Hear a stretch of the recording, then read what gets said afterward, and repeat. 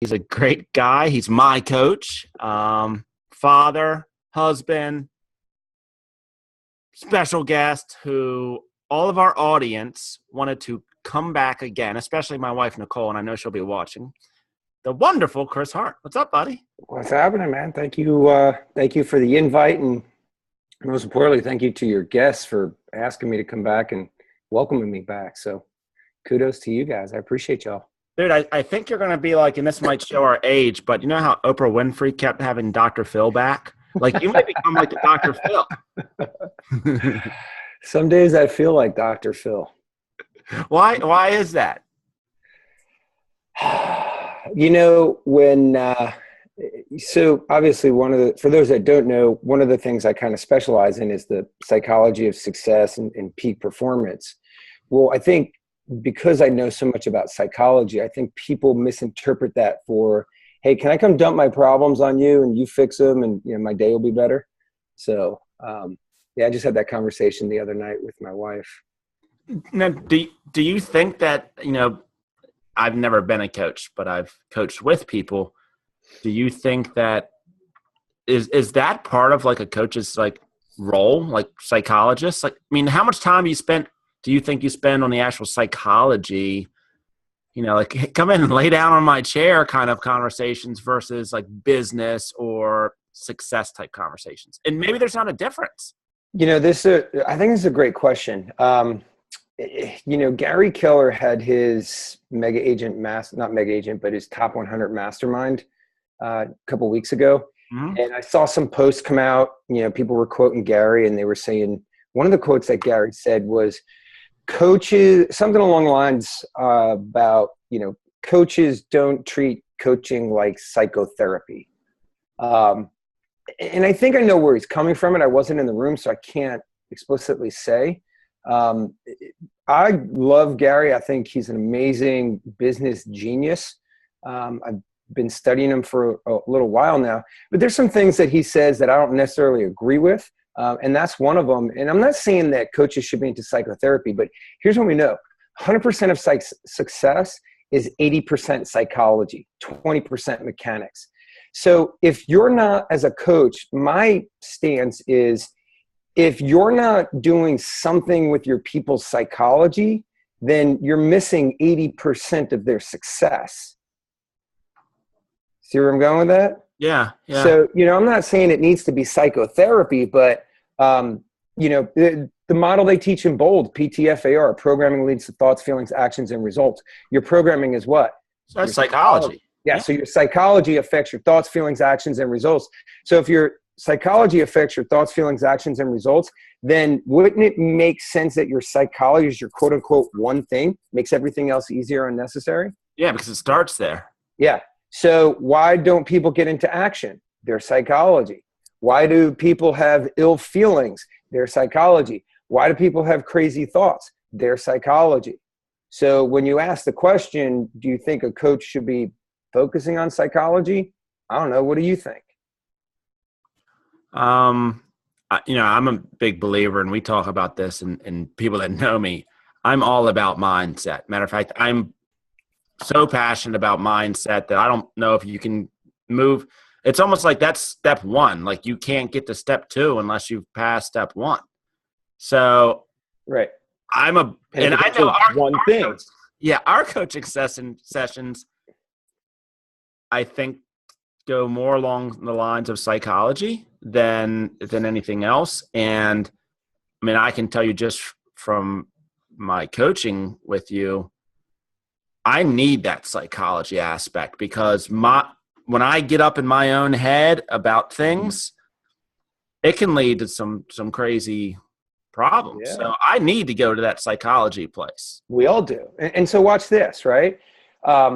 If the BOLD law says success is simple, not easy, what does that tell us? Success is simple in the way that there's just some key fundamental things, 3 to 5 things you must focus on, do over and over again. They're not hard. So if a coach is only working on strategy, what you're working on is the simplicity. Right. Right? It's not easy. Why? Because there's so many things up here going on that if you don't make sense of all that, good luck. It becomes extremely difficult. So here's my point with all this. I don't disagree with Gary. I believe what he's saying is a coaching session shouldn't be focused only on psychology. Like, I look at it like, what's the psychology that's holding you back so that we can get you into action and into your strategy and results, etc. So I think what he's saying there is that your coaching sessions shouldn't only be psychology related. But if psychology is 80% and mechanics is 20%, success is simple, not easy, I mean, connect the dots. That's the way I'll look at it. I'm going to switch gears really quick but I believe it might go along the same lines. Just like you have different coaching styles, and there's probably some styles that work for some people and some styles that work for others. I know that you're like a student of leadership. Mm-hmm. Maybe student is the wrong word, but extremely passionate about leadership, especially as it pertains to a millennial generation, and we've had conversations about leadership in that generation. Is there different forms of leadership, much like there could be different forms of, like, can you be like, and I don't know what form of leadership this might be, but almost like a psychology-based leadership versus being a action or results-based? Is there two different leadership styles as it pertains to that? That's a really good question. I don't think it's different leadership styles per se, as I think they're two critical fundamentals of leadership, right? Like, I believe leaders should be working to shape people's programming because it affects their thoughts, feelings, actions, and results. And as a leader, we hold results accountable. Now, can I make a shameless plug real quick? Yes. Look, by all means. If you are listening right now and you have any desire to achieve peak performance success, you must embrace accountability. I am doing a free live accountability training tomorrow on my Facebook page for everyone and anyone. You can sit at your computer, you can join it. I'm going to show you the tools, how to construct your goals, visions, and missions around your goals, and actually hold yourself accountable, how to hold your people accountable, and how to have responsible, accountable conversations. Because accountability is, look, you can mess everything else up in leadership, right? Like, you can half-ass hiring, you can screw up the training process. But if you nail accountability, if you know how to do accountability right and well, dude, you can succeed at a high level as a leader. But if you mess that up, I don't care how much talent you hire, I don't care how great you are at training, you have a very low ceiling of achievement as a leader and as a person trying to lead themselves. So, and I'm just processing what you just said. Accountability is key. It seems like there's different types of leadership from the standpoint of, there's some leaders that almost lead like from a top-down position. Mm-hmm. Here's how we do it. And there's some that kind of try and lead from like a bottom-up or holistic. Do you see that when you study leadership? Absolutely. Well, those are the two different leadership styles, in the sense that top-down is more of dictator-type leadership, and bottom-up is more servant leadership. Right? You're serving your people, you're pushing them up, and in turn, they're pulling you up, as long as you have a cohesive team. Because sometimes you have servant leaders just pushing their people up. They have very selfish people, and they're like, later, dude. They're not bringing the leader up with them. And then you have top-down leaders, which are really nothing more than what I believe to be achievers that don't understand how to transcend into leadership. So they're just telling people what to do because they're on the top trying to pull everybody up. That makes sense? Yeah, it makes perfect sense. And I know that you're a big Gary Vaynerchuk fan. Which one do you think he falls? Which one of those two, or is he a hybrid? And just from what you see, not from. No, I don't think he's a hybrid.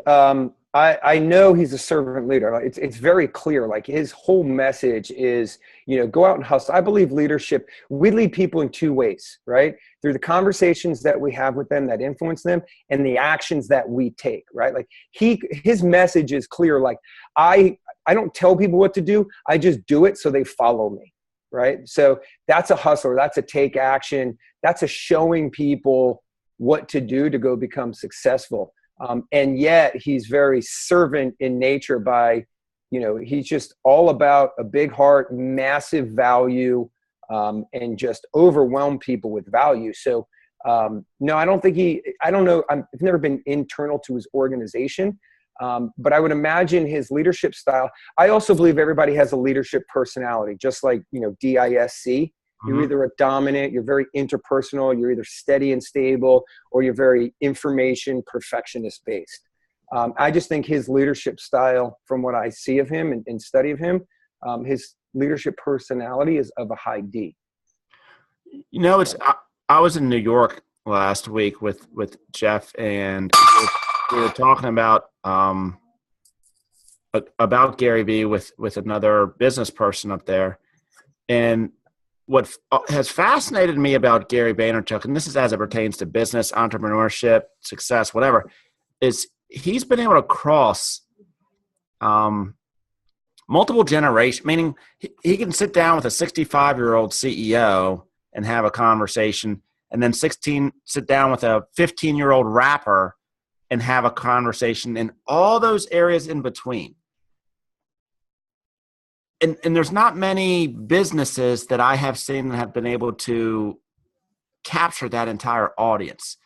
Is that something that, am I missing that? Or like, John, you just haven't been aware, but there are plenty of them out there? Well, John Maxwell wrote a great book. Everybody communicates, few people connect. Okay.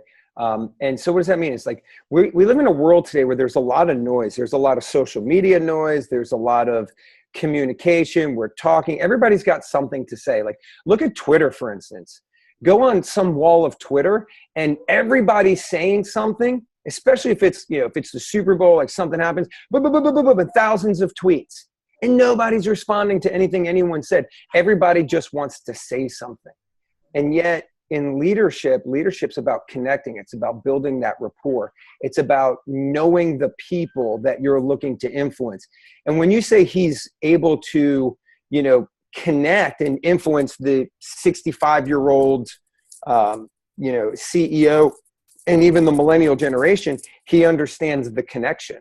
He understands what he's dealing with to build that rapport, to connect, because once you connect, then you have the ability to influence people. If you don't know what influences people, you massively reduce your ability to influence them. So what he's masterful at is understanding what's influencing them. I mean, look at the millennial generation. He's connected with that because he understands what's influencing them. Look at his videos. He'll even say like, I dress cool because the millennials want to be cool. Right. And if I'm cool, they're cool, then, hey, we connect. And that's no knock on the millennials. It's just their generation. Why don't because what fascinates me is why don't other businesses model that then? Pride. I mean, they don't want to wear the pair of skinny jeans because... they think they've arrived. They don't have to. Look what I've done. People need to come to me rather than me go to my demographic. It's pride. It's actually, I did a video series. If anybody follows my Lead Strong video series that I do every morning live on Facebook, this week has been a series, the 5 deadliest sins of a leader, and pride is the second deadliest one, next to perfectionism, where you believe that you lead as a leader based off of your achievements. See, Gary doesn't have pride. He understands he's out there to serve, and that requires his ability to connect with people. Has that, and this is just in your opinion, I find this topic very fascinating. Like I find that the generation fascinating. I find how businesses are having to adapt to influence that generation. Like it really fascinates me. When you say that, when you talk about the pride and the leadership,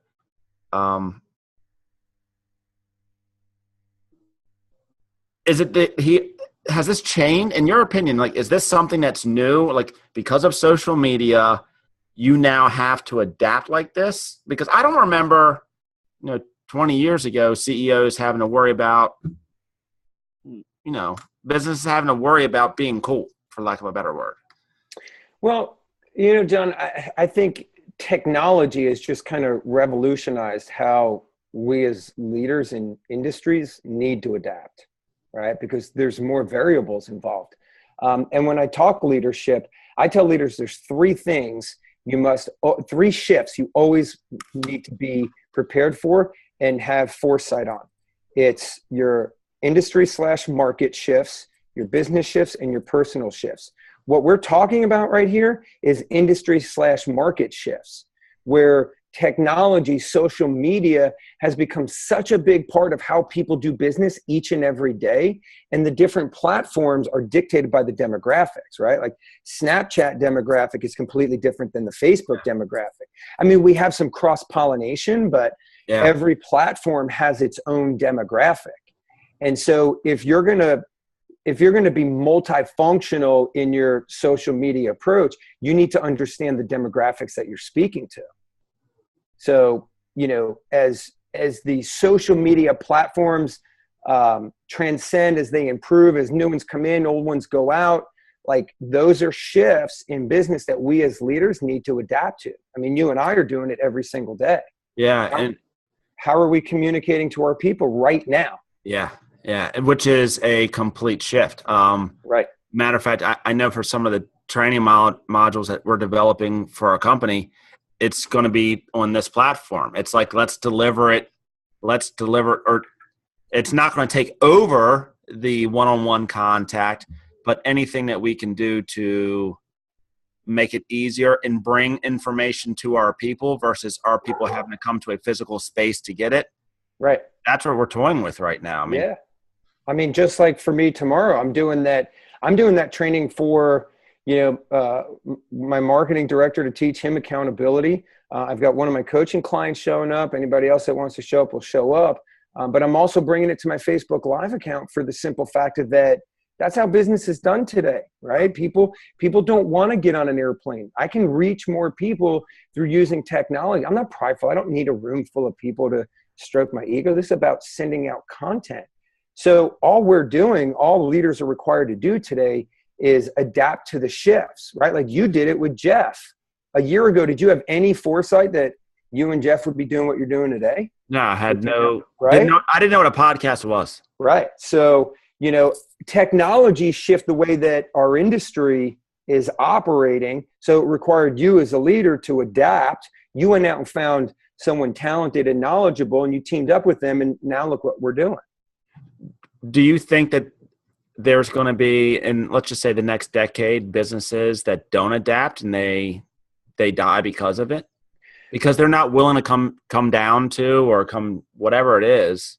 I think your biggest mistake in that statement or question is that you think it's going to take a decade, right? Like I think it's 3 to 5 years at most. Like right now, like I'm concerned about the next 3 years, how to keep up in the next 3 years.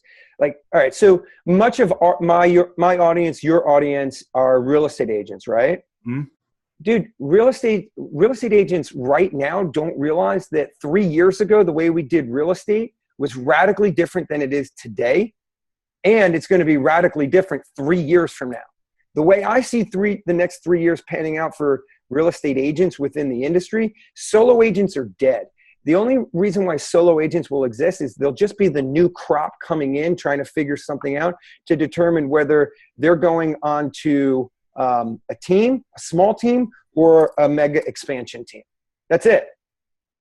I think the day and age of the solo agent is quickly dying because they just can't compete. Like look at some of these expansion teams and these mega teams. Like they're going all in. They got ISA departments, right? 10, 15 people calling the same expires that you're trying to dial one at a time. Yeah. 3 years from now, my friend, I'm telling you.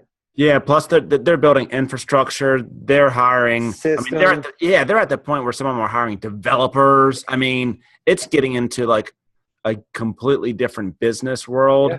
Versus, you're right, the barriers to entry are going to go through the roof. Like Well, I'll tell you right now, just in my coaching business, you're seeing, like, for a couple of weeks, I was really confused. It was like some people, and when I say my coaching business, I'm always reaching out to agents around the country and different companies, just to see what's going on, to see if it's, an industry related issue that maybe my clients are dealing with.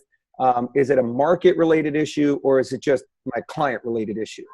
And I've been talking to some people like, oh, the market's slowing down. I'm feeling the economy crunch. And then I talked to some other agents and they're like, craziest market I'm in right now. I tried to differentiate whether it's demographics. It's not, it's action. Right? These are people, the ones that are experiencing the market, at a really fruitful level, are the ones that are attacking the market with ferocity. And the ones that are struggling right now, deals falling apart, they're not putting enough in the pipeline. There's, either the solo agents, really small teams to medium-sized teams, they just can't keep up. The big dogs are just eating them alive right now. I think that's an evolution of most businesses as well, which causes but challenges for leaders. Of course. Because as your organization grows, your leadership lid has to grow. You have to make sure that you're grooming the next generation of leaders. And then that becomes its own set of issues. Right. Well, that's why I say 3 shifts every leader must always have on their radar: industry and market, business shift, meaning, hey, what happens if my main squeeze leaves tomorrow? Like, what happens if Jeff leaves you tomorrow and moves out to California, fell in love and riding off in the sunset? That's a shift in your business. Yeah. Okay? Or Shaq or anyone else for that matter. And then a personal shift is, hey, you wake up tomorrow and your health, your toes up for a month. It's a radical shift for your business. If you don't have a way to quickly adapt and meet that shift, you're dead in today's business world. Yeah. There's someone on your toes, man. It seems to move so much faster today than it did 10 years ago. And the other thing that seems, and I'm old. I mean, not an old dude, but I'm 45. Like, if a business isn't cool, like there's a cool factor is meaningful now. I mean, maybe it's always been meaningful. I'm just realizing it at 45. But I'm seeing some businesses, because they're not cool, like they lose their cool factor, and now it's hurting their bottom line. That's an interesting topic, the cool factor. Right? Like I'd love to dive into that a little bit. Yeah, let's do it, man. But let me throw something out there right now. Here's a reason why I think businesses die so quickly today. Because while you, me, and whoever else is on this podcast right now, as we're sitting here doing this, everyone's sitting there pointing the finger at the millennials right now, like, oh, the millennials this, like they're this, they're spoiled, they're brats, blah, blah, blah. The millennials are sitting back like there's some smart millennial kid in his bedroom right now doing some crazy coding for the next social media platform that's going to take what you and I are finally got accustomed to, take it down. And when he comes out of his room and launches the thing and did like Instagram and sells it for $1 billion like in 30 days and just radically changes the way we do things, we're going to go, what happened? And the millennials like, cha-ching, cha-ching. So be careful out there, older generation. We could point the finger at the millennials all day long, but there's some smart dudes and girls sitting in their rooms right now looking to take us down. Yeah, you're 100% correct about that. They want us out of business because they're the next ones coming up. Yeah. And we're holding them down, calling them names, and they're like, okay, old guy, we'll see what happens. That's why we're so brilliant, Chris, because we actually recognize this, so we're trying to befriend as many of them as possible. So right. we stay relevant. Yeah, so keep working on your strategy while the smart people are looking to take you down. But this is what I do. Like, I'm not sitting here trying to brag, but like I literally sit around. I don't have much of a life. I keep my world small. And I'm always thinking of either my clients' businesses, how do I advance them forward, my business, or how to protect both of our businesses. Because this is how I feed my family. It's how you feed, like you help me feed my family. I help you feed your family. If I'm not worried about you and you're not worried about me and vice versa, like we both go down together. Yeah. You are. And I just wonder how many coaches are doing that out there. I don't know. I think it takes a special person to be a great coach. They can't do it. I think just like everything else, you can't do it for the money. If you do it for the money, you're not going to be very good at it. You have to really be passionate about it. And through that passion, then everything else, I think that comes first. And I think just like in every other business, there are some people that are trying to do it for the money, and I think that shows. Yeah. I mean, don't get me wrong. Like, you can make money in coaching, but quite frankly, if you can make money in coaching, you can make money in anything. You can make money in real estate. You can make money selling insurance. You can make money selling cell phones. Like, it's just sales at the end of the day. I just think that, there's different variables that, real estate's a grind, coaching's a grind.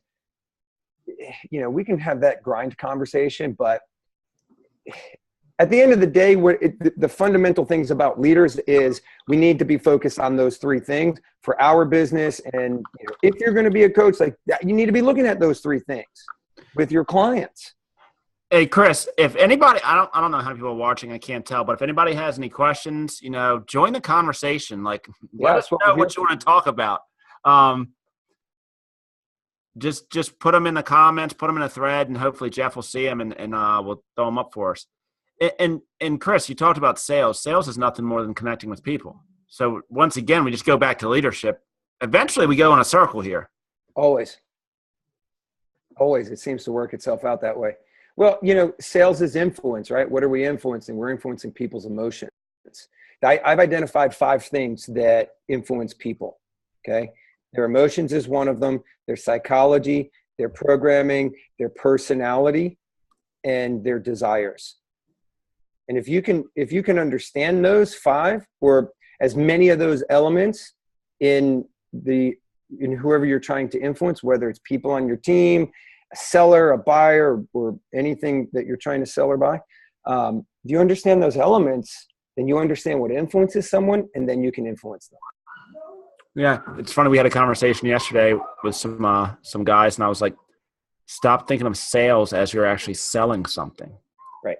You're not selling, like you're not selling anything. You're trying to get to, peel the onion back, get to an emotional, what is someone looking for, find out whether it's pleasure they're seeking or pain they're avoiding, like get to the emotion. And I think today it's the interesting thing about social media is because we have the ability to connect with so many people, but we don't actually connect. Like we hit a like, we make a post or we do something, but we never really connect. No. Why? Because everybody wants to be heard, or they'll post something so they get all the likes. And, like John Maxwell, everybody's communicating, few people are connecting. Yeah. And that's how you win in this game of business, is how well do you connect? I think that's how you win in the game of life. I'll take it past business. I mean, well, they parallel. Yeah. At the end of the day, I'm not going to judge myself because I had a lot of likes. I have a lot of likes, but nobody shows up at my funeral. That's where do likes get you? Where do Facebook likes get you? They stroke your ego, and that's pride. But right?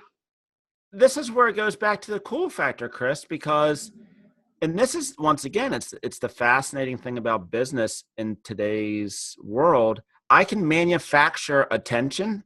I can make myself into this fake persona and literally go out and buy attention.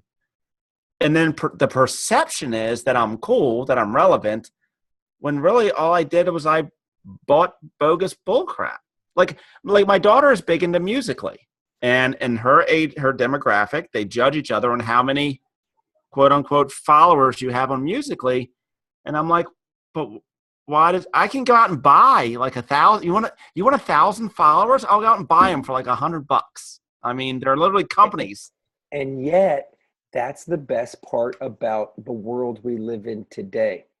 And that's exactly why I have such a hard time feeling sorry for people that just can't make it happen in business, because it's that easy. You can be that cool tomorrow. You Yeah. can be that persona, right? You just have to go out and create it. You have to market it. The problem is people like, one thing about Gary Vee that I heard him say a long time ago, like people think I came out of the womb this successful. Like, where were you people back 20 years ago when I was doing Wine Library and 4 people liked my comments or 4 people watched my YouTube videos? Like, he was consistent, time on task over time, kicked the crap out of his competition. And I think the one downside, millennials, this is not to beat you up, but one downside about millennials is they lack the patience for the grind, and they want the success. They want what, everyone else has that they admire. They want that today. And if they can't get it today, they zigzag. Like, oh, let me go try this. Oh, let me go try this. Oh, wait, let me go try this. So it's time on task over time, man. Yeah. And that's the best part. Like look, dude, everyone's got a laptop, a cell phone, an iPad. You have all the resources to be successful today. Now you just need some creativity and implementation. I think Gary talks about that. And then a lot of people are listening to him, but few are actually hearing what he's actually saying. It's like, so you listen to me, but you're not doing what I'm actually telling you to do. Like, they hear him. Why are you listening? Like, I think they're waiting for the next magic pill. Like, all right, let's just continue to listen to Gary until we hear that one thing that we want to hear. Like, oh, there's the nugget. Let's run with it. Meanwhile, it's the small little nugget in the big pile of get out and go, do, and hustle. Yeah, because not interested in that. I watched a video a couple of weeks ago, and it was a video that he had actually done, I think, in 2009. And what he said in 2009 is still relevant today. Like, we're almost 8. It might have been 2010, something like. We're like 7 years into this, and people still aren't doing it. And it's like it's interesting how early in the game we actually are, but we think we're way behind. Like, oh my gosh, dude, you started a podcast like a year or 2 late. Like, no, we're in the infant stages of this thing. Yeah. And the sad part is the person that's telling you that has never even done a podcast. Right. That's the crazy part. Here's what Gary I've heard Gary say. He's like, the problem with too many people is they think they came to the game late. Like, oh, all these people doing YouTube channels. He's like, just get in the game. Take your phone, point it at your face, share some content, and do it day in and day out. Like, I mean, look at my Facebook Live videos. They're nothing sexy. And quite frankly, that's kind of the design of my style. But they reach an audience. They're making an impact. I get the feedback, and that's cool. So, message I would deliver out to any entrepreneur and young entrepreneurs is just get in the game and let the game figure out what's going to happen and how you respond. So last weekend we were in New York and we met with a guy named Chris Hart, really cool young guy. And he is the COO of a company called Kickster, which is a sneakers / lifestyle / social media app.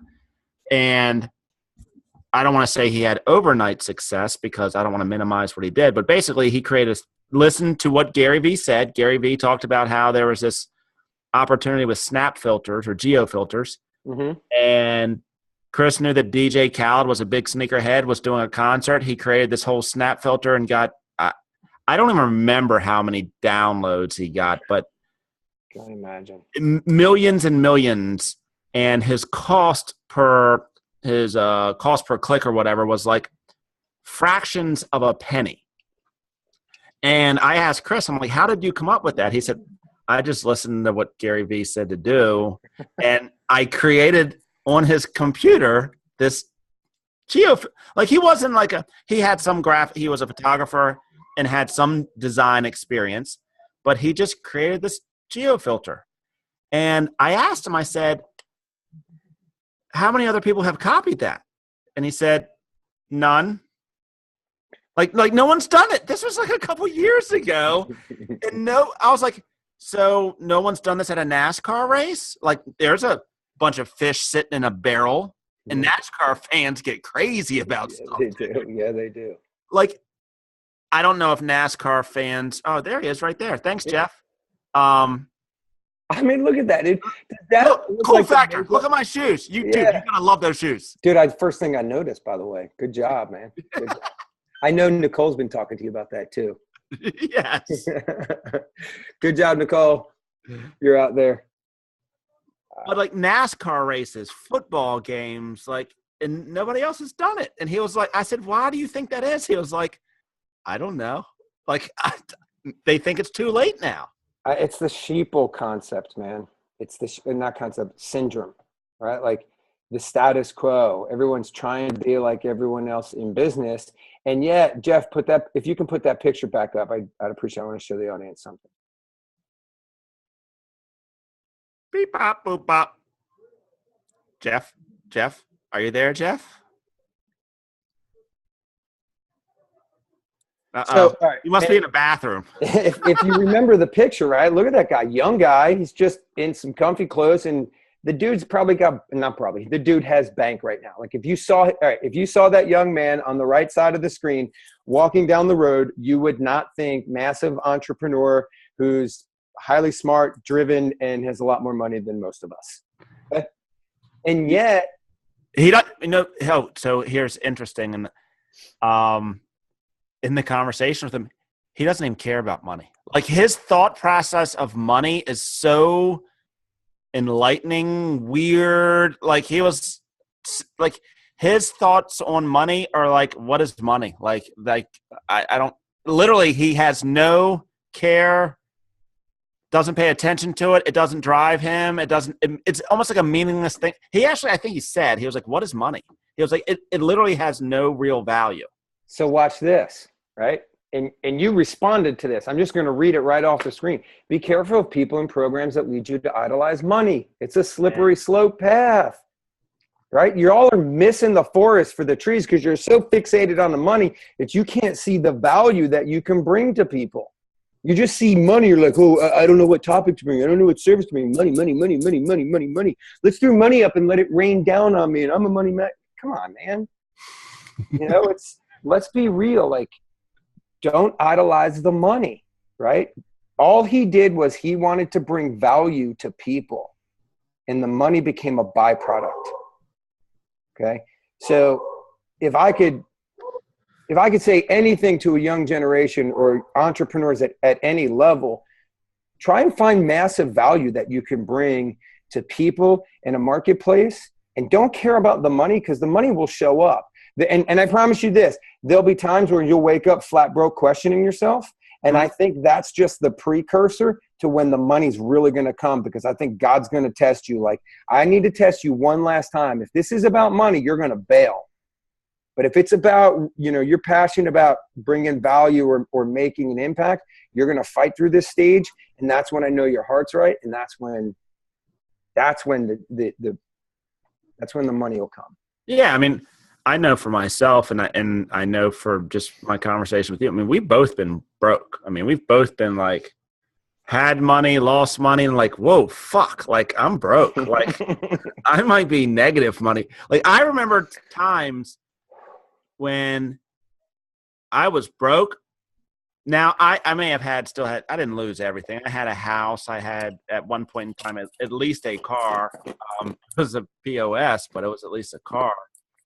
And there were other people that didn't have as nice stuff. But I'm like, dude, I'm broker than you are. Like, you have no debt. Like, you may not have nice things, but you don't owe anybody. Like, I'm negative. You might be positive at $1, but I'm negative. Like, so technically, you have more than I do at this. And I know you've been in that place. And it's 4 years ago. It's the best place I've ever been. It's best learning lesson.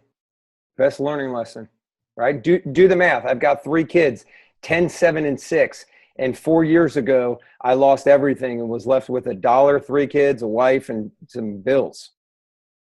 You wouldn't know that today, but it's just the choices that we make. Last time we spoke, I said, your destiny is defined by the decisions that you make. And those come from your options. Like every day you have a choice. You have options when you wake up, either do or try. Because, that's all you have really. Like, oh, I'm trying. No, you're not. That's just you trying to paint the turd gold.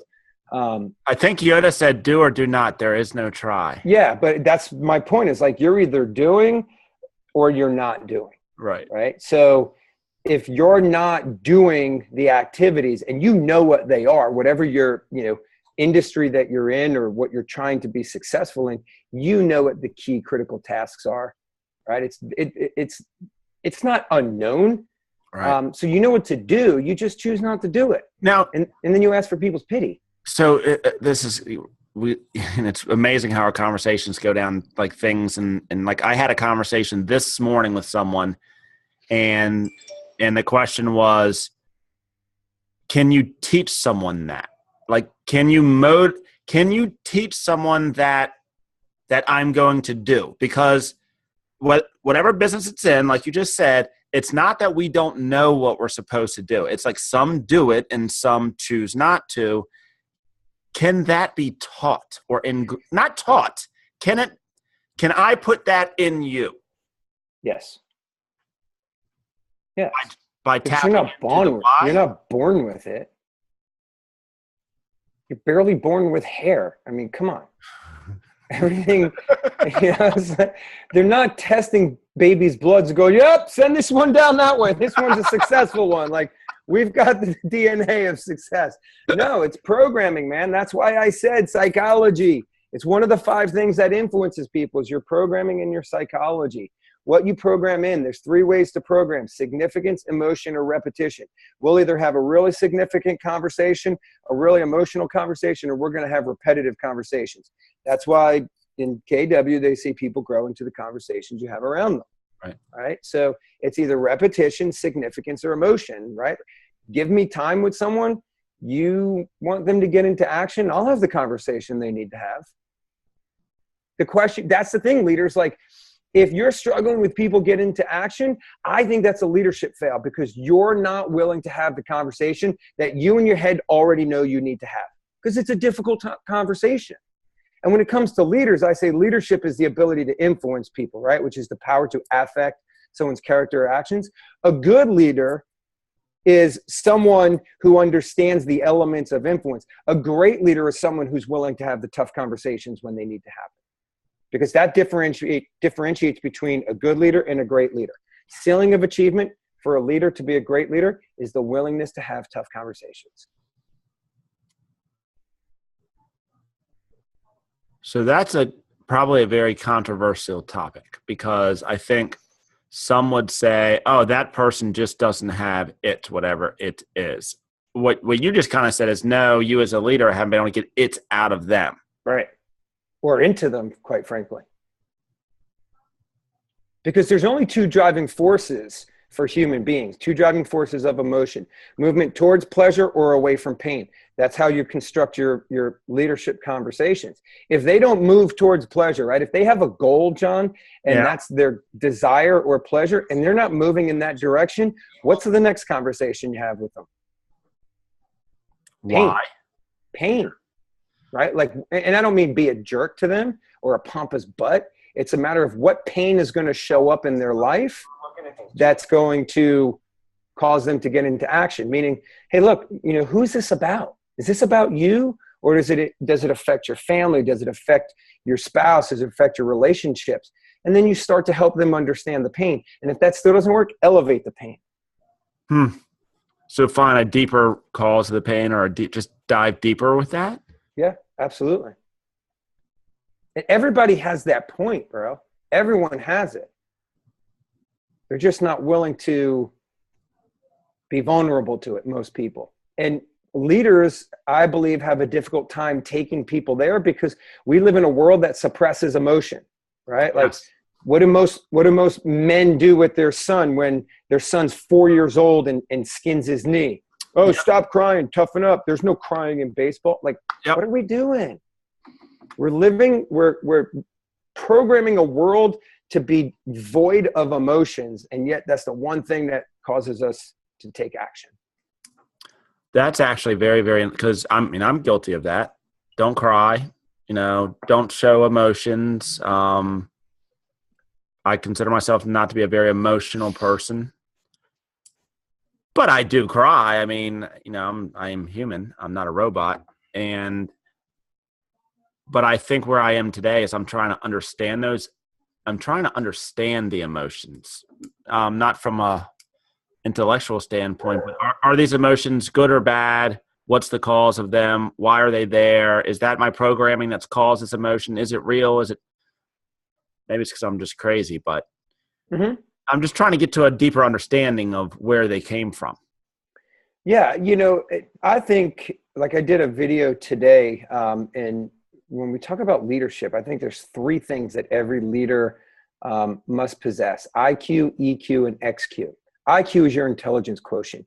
EQ is your emotional quotient, your ability to manage your emotions, right? Like, manage your emotions does not mean hold back crying when there's something emotionally disturbing. Okay. Being a leader and allowing someone to express their, intense emotion, when they're sad or upset with themselves, and consoling them, like there's so many different factors involved in EQ. But emotions are a big part. I mean, we're emotional beings. That's how God made us. PTFAR, programming leads to thoughts, feelings, actions, and results. And yet we're living in a world where, hey, screw your feelings. Nobody cares how you feel. Stop crying. You can't be upset. Just go take action. So we're living in an AR world. Actually, you're exactly right, because we're also being told not to think too much. Right. Just do. Yeah, I mean, think about what feels good. Right. Don't do what's right. Just do what feels good. Or I wonder how many people would be able to get from here to Myrtle Beach if they didn't have their GPS. It's like let something else think for you so that we don't have to think. And then our programming, what are we being programmed by? I mean, are we being programmed? There you go. Yeah, that's where I'm going. So our programming is being programmed by a phone. We're not thinking a whole lot and being told that it's not okay to feel. Yeah. But we expect you to take massive action and get the results that you want out of your life. Right. Exactly. Tell me how that works. Sounds like somebody I'm not watching the screen or anything, but somebody that's listening, somebody please tell me how that works. Like, hey, Chris, I've got this figured out. So I'm interested, because the psychological constructs is what I'm saying about psychology. Like, when you understand psychology and understand the construct of how human beings operate through programming and emotions and how they affect the A and the R, the actions and results, then look, you're all trying to figure out how to do something better or more intellectually, or, the next little tweak, and, tweak my systems, tweak this. Like, okay, great. How about tweaking your psychology? Because it's controlling the reason why you're not taking the next necessary action. Well, and the other thing that's interesting, it's me, I find this fascinating. I went to a networking event a couple of weeks ago the guy was Gerard Adams. It was free. Another guy by the name of Joe Huff, who created a really cool company as well, Headphones, and they give back a large percentage of their money to a foundation that gives hearing aids to people. I mean, completely free of charge. It was a Friday afternoon. Anybody could have attended. Then there was like 120 people there. And I was shocked. I was talking to Jeff, and I was like, dude, why are there not more people here? I mean, Gerard Adams is a pretty influential guy. I mean, he gets paid thousands to go and speak. And there's Gerard right there. He's got a great story. Like, this thing, Founders, right here, Chris, it's not an incubator in the fact that it's a place for young adults to come and learn, grow, get mentored. They have technology there. It's all free. But there are so few people that actually took advantage of that. And Jeff was like, "Oh, that doesn't surprise me." Yeah, and it's like this. And I'm not saying that this is the best Facebook Live show in the world. I mean, don't expect it to be. But why don't we have 1,000 people they want to hear it? They want to be successful. Why don't we have 1,000 people tuning in? Like, what are people doing besides tuning in? Who cares about whether or not why we have 1,000? My question is, with the ones that are tuning in, like, the very first thing that was asked on the thread was questions. Let's hear what you would ask John or Chris. Like, that's where I think you guys are falling short. Because they're afraid to ask the questions? You know, I heard John Maxwell say, and if you spend any time around Diana Kokoska, she got this from John, but I heard John personally say one day, if you don't have a list of questions ready to go in your pocket. Now, John's old school. He has it in his pocket in his little notebook. I actually have mine on my phone in my little notes thing, that if I'm around someone that, you know, I admire their achievement, I get 5 minutes to talk with them, I'm shotgunning these 10 questions. Yep. Right. I think that's the biggest problem, right? Is that who cares whether or not there's 1,000 people? You want to know why? Because what would be pissing us off is that there's 1,000 people and still no one's asking questions.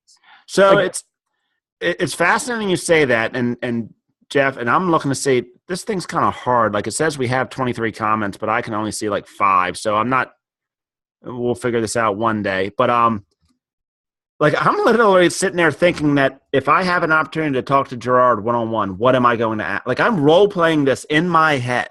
Like I may have one shot, one opportunity, and I feel like I'm getting ready to go down a rap song right here from Eminem. But and I'm role-playing that in my head because I don't want to miss out on that opportunity to have, if we get to a point where we can have a one-on-one conversation. Like, how am I going to – but it was really, really important to me, and I knew and my opportunity came, and, boy, it was like a softball. He tossed it up, and I knocked it out of the park because, dude, I was on point. Like, I was good with my questions. And but I also wasn't going to walk away from there without an opportunity to ask a question. I didn't. So part of it was like, okay, I'm rehearsing, wanting to make sure I ask a good question. But then the other side of me is saying, I don't care if it's a bad question. I'm still going to go for it. Right. Well, who cares? Like, who gets to determine whether it's bad? That's the question. Like, if he thinks it's a bad question, who cares? Because it's something that, see, questions are designed to go from the unknown to known, right? That's how we shape our confidence, because fears are nothing more than to keep you in a comfort zone from the unknown. So when you have more known, then you have more confidence. Right. Okay? So I think this is the thread. I have it on my phone. So I cut. So when you have more known, hold on, then you have more confidence. There we go. So anyway, I can't do it through the phone because of the audio and the delay. But, you know, here's what I'll tell you, and I'll share them real quick. I have in my notes 10 questions to ask people you respect. Number 1, what was your greatest challenge as a human being, or as a man, woman? That's why I say human being, because it says here man. How did you overcome it? When did you realize it was a challenge? What caused you to want to fight through as opposed to succumbing to it? Who helped you through it? What did you learn after you got through it? How has that shaped you today? What advice would you offer to someone else going through a similar situation right now? What steps would you advise them to take? What's your greatest challenge right now? Those are the 10 questions in my hip pocket, because that phone goes everywhere I go. And if you show up and you're someone I respect, we're having that conversation. So you actually have them like almost like prepared. Like not almost. You have them prepared.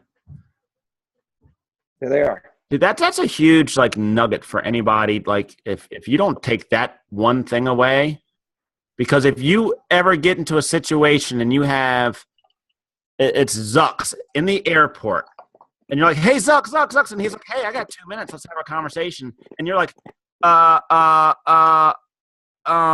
so do you think that Snapchat is going to win or Instagram? If that's like your question, like, duh, lost. That's a bad question. Yeah. Because you missed a huge opportunity. Right? Like, did you hear some of those questions? Like, those are really thought-provoking questions. Those questions, right, I believe, for me, really revealed the B, right? The what people become and who they are.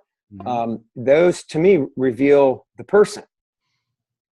What do you think is the best? Like, listen to some of Gary Vee's interviews with people. Like, you can, when he's sitting at his conference table with his little speakerphone there, and people ask him, they're all strategy related questions. And what's his answer? Go effing hustle. Right. Like, he gets frustrated because here you have an opportunity. You're speaking to Gary Vee. Like, I got massive amount of freaking value to share with you, and you're asking me low-level childish questions that you know the answer to.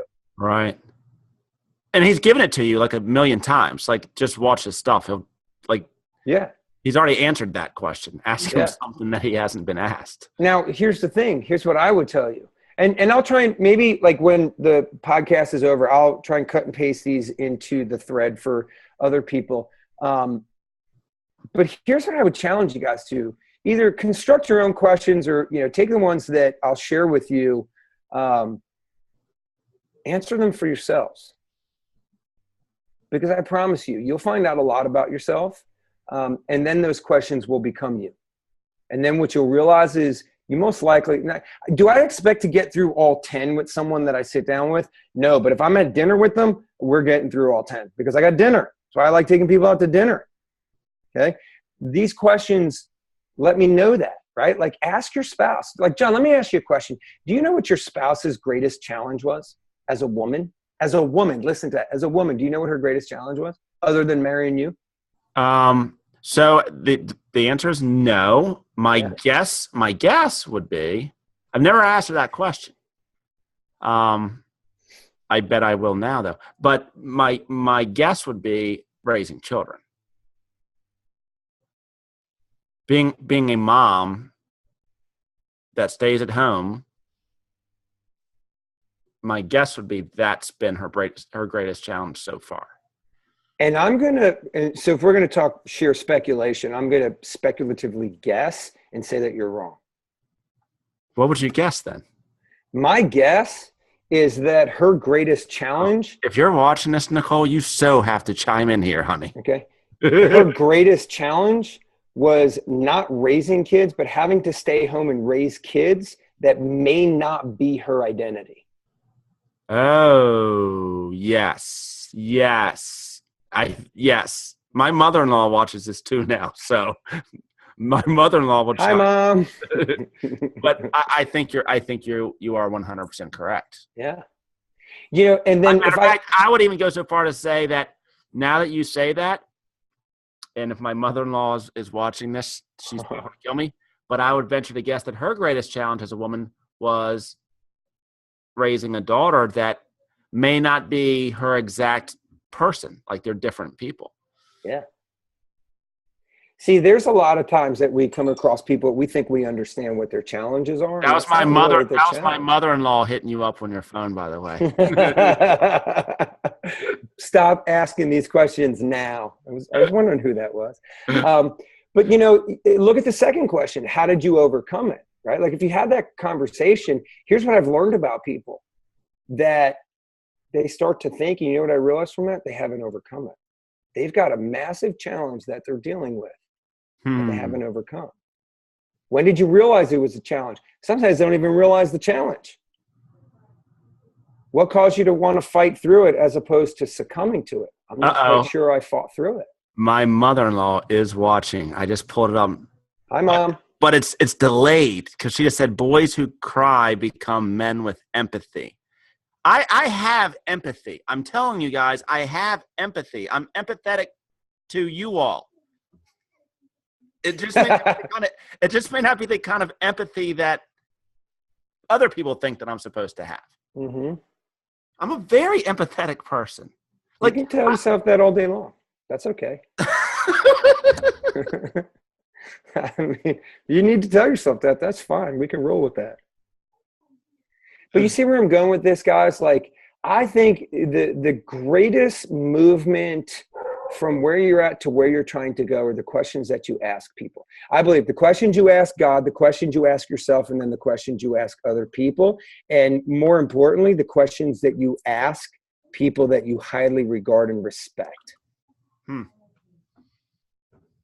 Right? Like, if I had time with Gary Vee, which, I love the fact that you guys had time to spend time with Gary Vee, and you guys probably spent the whole damn time in that conference room in your pretty suits, sweating your butts off, trying to figure out business, and you didn't find out anything about the man. Right? Like, what would it look like if you had asked him, like, let's look at question number 5. Who helped you through it? all success happens with a team. Success doesn't happen alone. Like, who's in Gary's world that's helped him through his greatest challenge? Hey, we got a question. See, they're coming in now. Great job, Chris. There we go. Now we're rolling. Jen Novak, who's a huge fan of yours, by the way, asked, what's the biggest challenge you are currently facing? Me? Yes, you. You know, Jen, it's a great question. Thank you for asking that. I've had I'm going to be 100%, you know me, man, I'm transparent. I've had a really difficult week this week. I'm going through a huge spiritual challenge in the way that God is moving in me to challenge me on something. I'll tell you, I've been presented with the opportunity to lead a launch team for a church. And I kid you not, man, and guys, I'm being as transparent as I could be. My first response to that was, not me. Like, you kidding me? Like, no, that was my first response. That was Friday night. Why would you say not you though? Well, my initial blink, I've got my past, I've got, my present, I've got my sins. And then I realized, God, my wife reminded me, God doesn't call the qualified, he qualifies the called. And then, so this whole week has been, really leaning into God about that. And here's what I realized, like, it doesn't matter. Here's what I heard him tell me, Chris, it doesn't matter what you build in this world. You can have the most successful business. You could be a brand name in business. You can have thousands of followers. You can have everything you need and want in life. Nothing compares to that which you build for the kingdom of God on earth for heaven. And I was like, wow, like that, it blew my mind. Like, I literally had to, meditate on that, chew on that. And it really started to shape me. And then I was like, Sunday night, I looked at my wife. It was like almost midnight. I'm laying in bed. I couldn't sleep. And I looked at her and I said, okay, if this is what God wants, I'll go down that path. I'll figure it out. Like, I'll build this damn thing, because that's what I do. And then this week, man, the devil just has been at me, bro, at me. And so I've been battling with him, and that's been my greatest challenge this week. He beat me up pretty bad, man. Like, I had to have my greatest coach this week was my wife. And I'm not too prideful to say that I've had my own challenges and this week through that. And that's where I think we win is, the people, like, number 5, who helped you through it? The answer to that, Jen, is my wife, right? Like, my wife is my greatest spiritual advisor here on earth outside of God when I talk to him. Because one of the biggest challenges, like, I felt God went silent on me this week. Like, he dropped this bomb on me and then went silent. He was like, mic drop, peace. Do you believe that, because essentially I had this conversation today with somebody, do you believe that you chose Rebecca? Was that of your free will?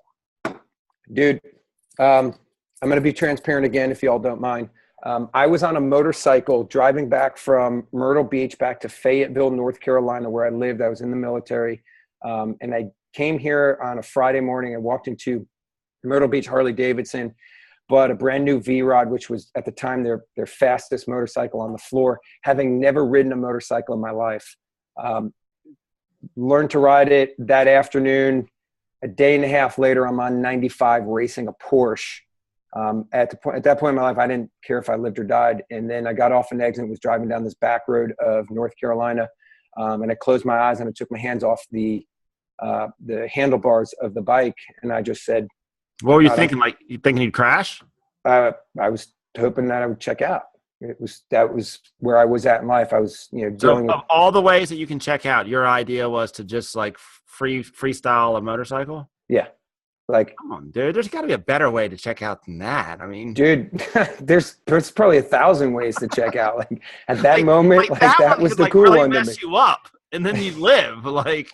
Well, the interesting part, rather than get into how many cool ways there are to check out, like, let's just say that was mine. All right. Like, all right, I'm not cool in the world of people who wanted to check out. I'm not cool.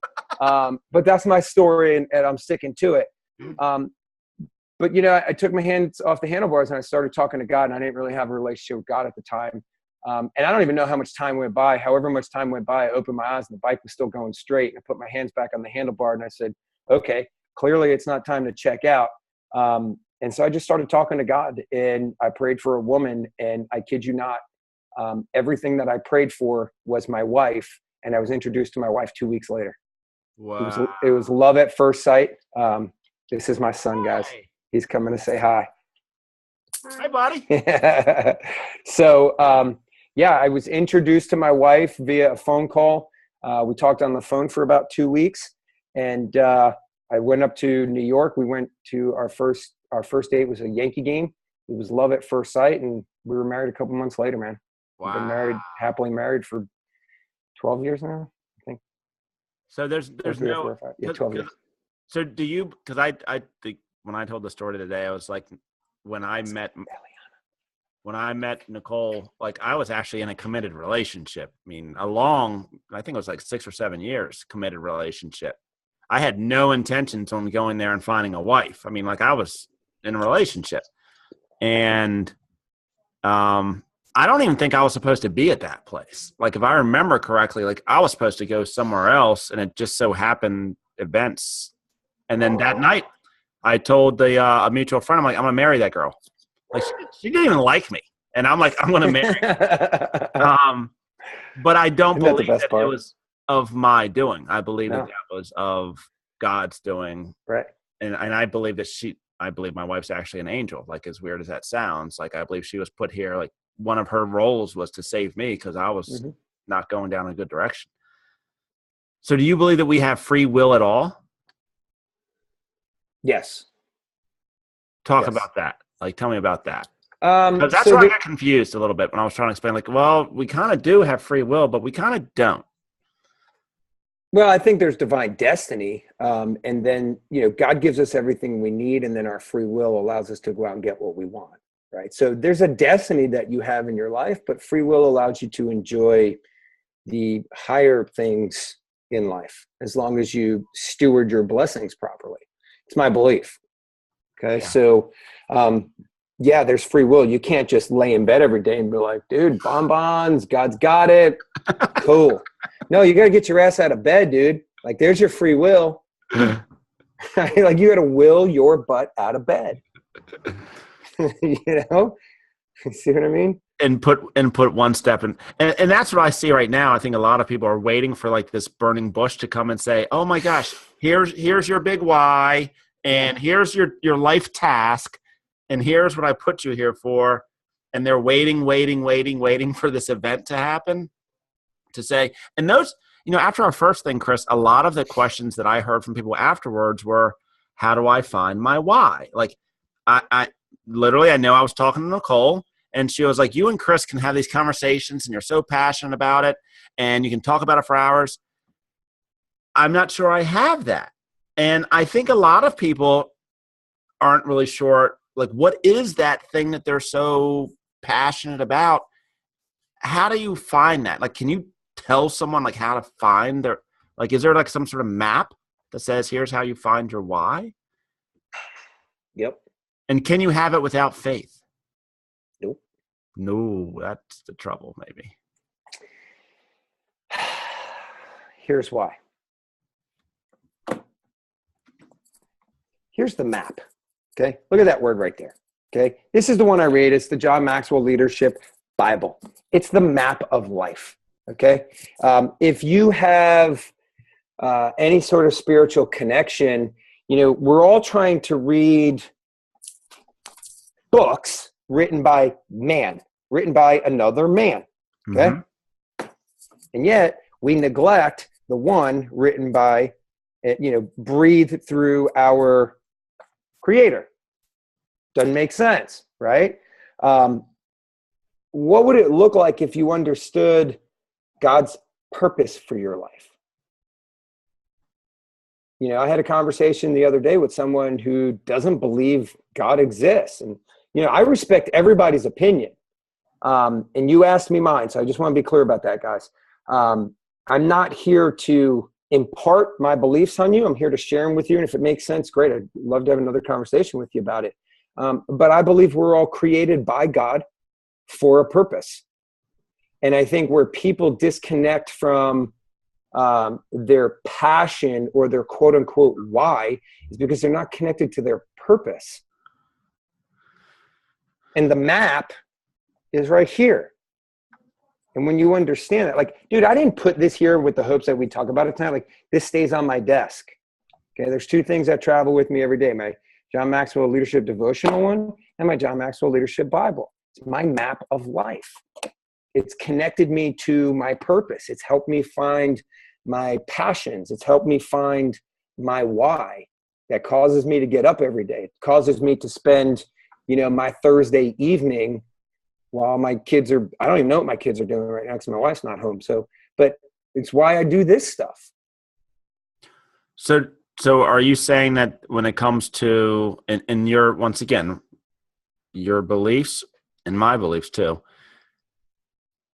is it of your thought that God has given you something and it's up to us to find what that, like, so here's your role, like here's what I've created you for, and it's our job to go out and find that, and when we can connect those two, then it goes, Well, I don't think my opinions matter. Here's what I can tell you from my experience. My journey, I've told you guys before, and I've shared it publicly, my journey in life when I was going through PTSD was just to go from bad to good, right? Mm-hmm. And part of that was I made a deal with God. I didn't have a relationship with God. I grew up Catholic. I was like the ceremonial Catholic, right? Went to church on Thanksgiving, Christmas, Easter, weddings, that sort of thing. So I didn't really have a relationship. I got injured in Iraq. I thought it was my time to check out. I was laying on the ground. I was bleeding, had a conversation with God, like, God, you put me back on my feet, like I'm yours. Yeah. Long story short, he put me back on my feet. And months later, almost a year later, I realized like that was the turning point in my life. So I was going to live up to my word. So, I tried, didn't really put much effort into it. But then when I realized like I had to go from bad to good, that had to be a critical part. So step one was I sought God, right? Like I needed to understand this God thing. Like what was it about? Started going to church, started reading the Bible, started understanding more.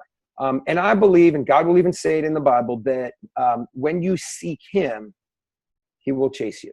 And he's always chasing you, but it's kind of like your kids. Like when your kid comes to you and really, hey, Dad, will you help me this? Like you want to pour into him more. But if he doesn't, you're like, hey, I still love you. When you're around, I'll still, hug you and kiss you and feed you dinner and take you where you got to go. But when he wakes up every day and wants your attention, like you love him that much, you give him that much more attention. And that was the first step for me. I found that relationship. I found that understanding. Then it became a relationship. Mm-hmm. So it went from like seeking God or understanding God to seeking God, and then to serving him. Like, I want to live out what he's asking me to do. And then when I started living that out is when he really started revealing. I think he was like, all right, I have your heart and your mind. Now I can lay upon you what your purpose is. And that's when I started to see my purpose. And it wasn't very clear to me. He just started putting me down a path. And because I had honed that faith, that's why you say, can it happen with faith? I say, absolutely not. Because faith is about taking action in the unknown, right, knowing that there's something more you believe in.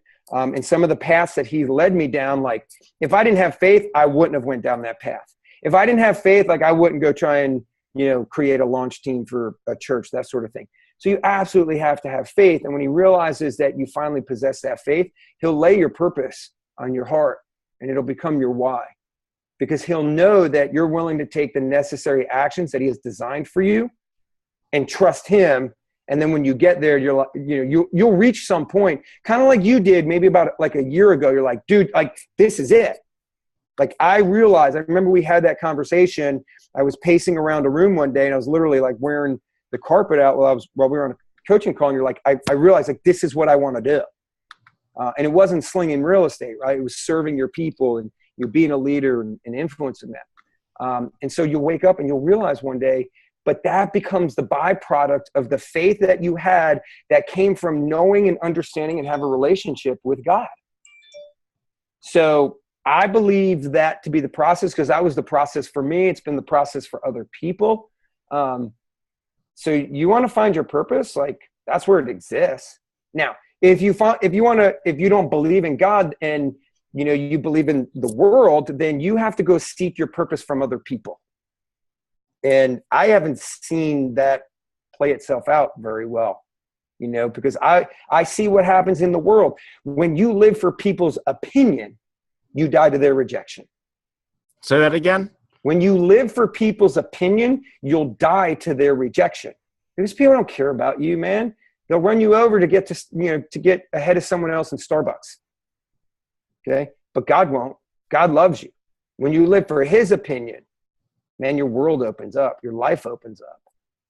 You're not worried about people's opinion. You're not worried about whether or not, you're doing a podcast in a suit that impresses, but you don't care about that stuff. You don't need that to validate who you are and what you're doing.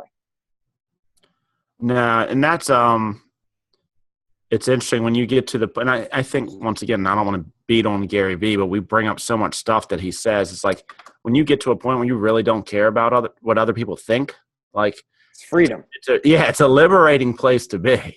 Mm-hmm. Like that's why everything you see about me, whether, I show up here, I'm just wearing a regular shirt, whatever, try to be at least somewhat presentable. I put deodorant on too. Hey, he prefaced earlier when he said a little wacky. You don't care, right? Like you don't need the material things, that kind of fake it before you make it stuff. You're like, here's who I am. Take me for what I am, because I don't live for your opinions. Like I'm here to serve you, but I don't live for your opinions, because I live for, the person that, the ultimate being that breathed life into these 66 books. And as long as I'm living out what he's doing, I'm okay, whether I wear this shirt or a suit or, I have the best YouTube channel or I don't. Like, none of that matters. None of that matters.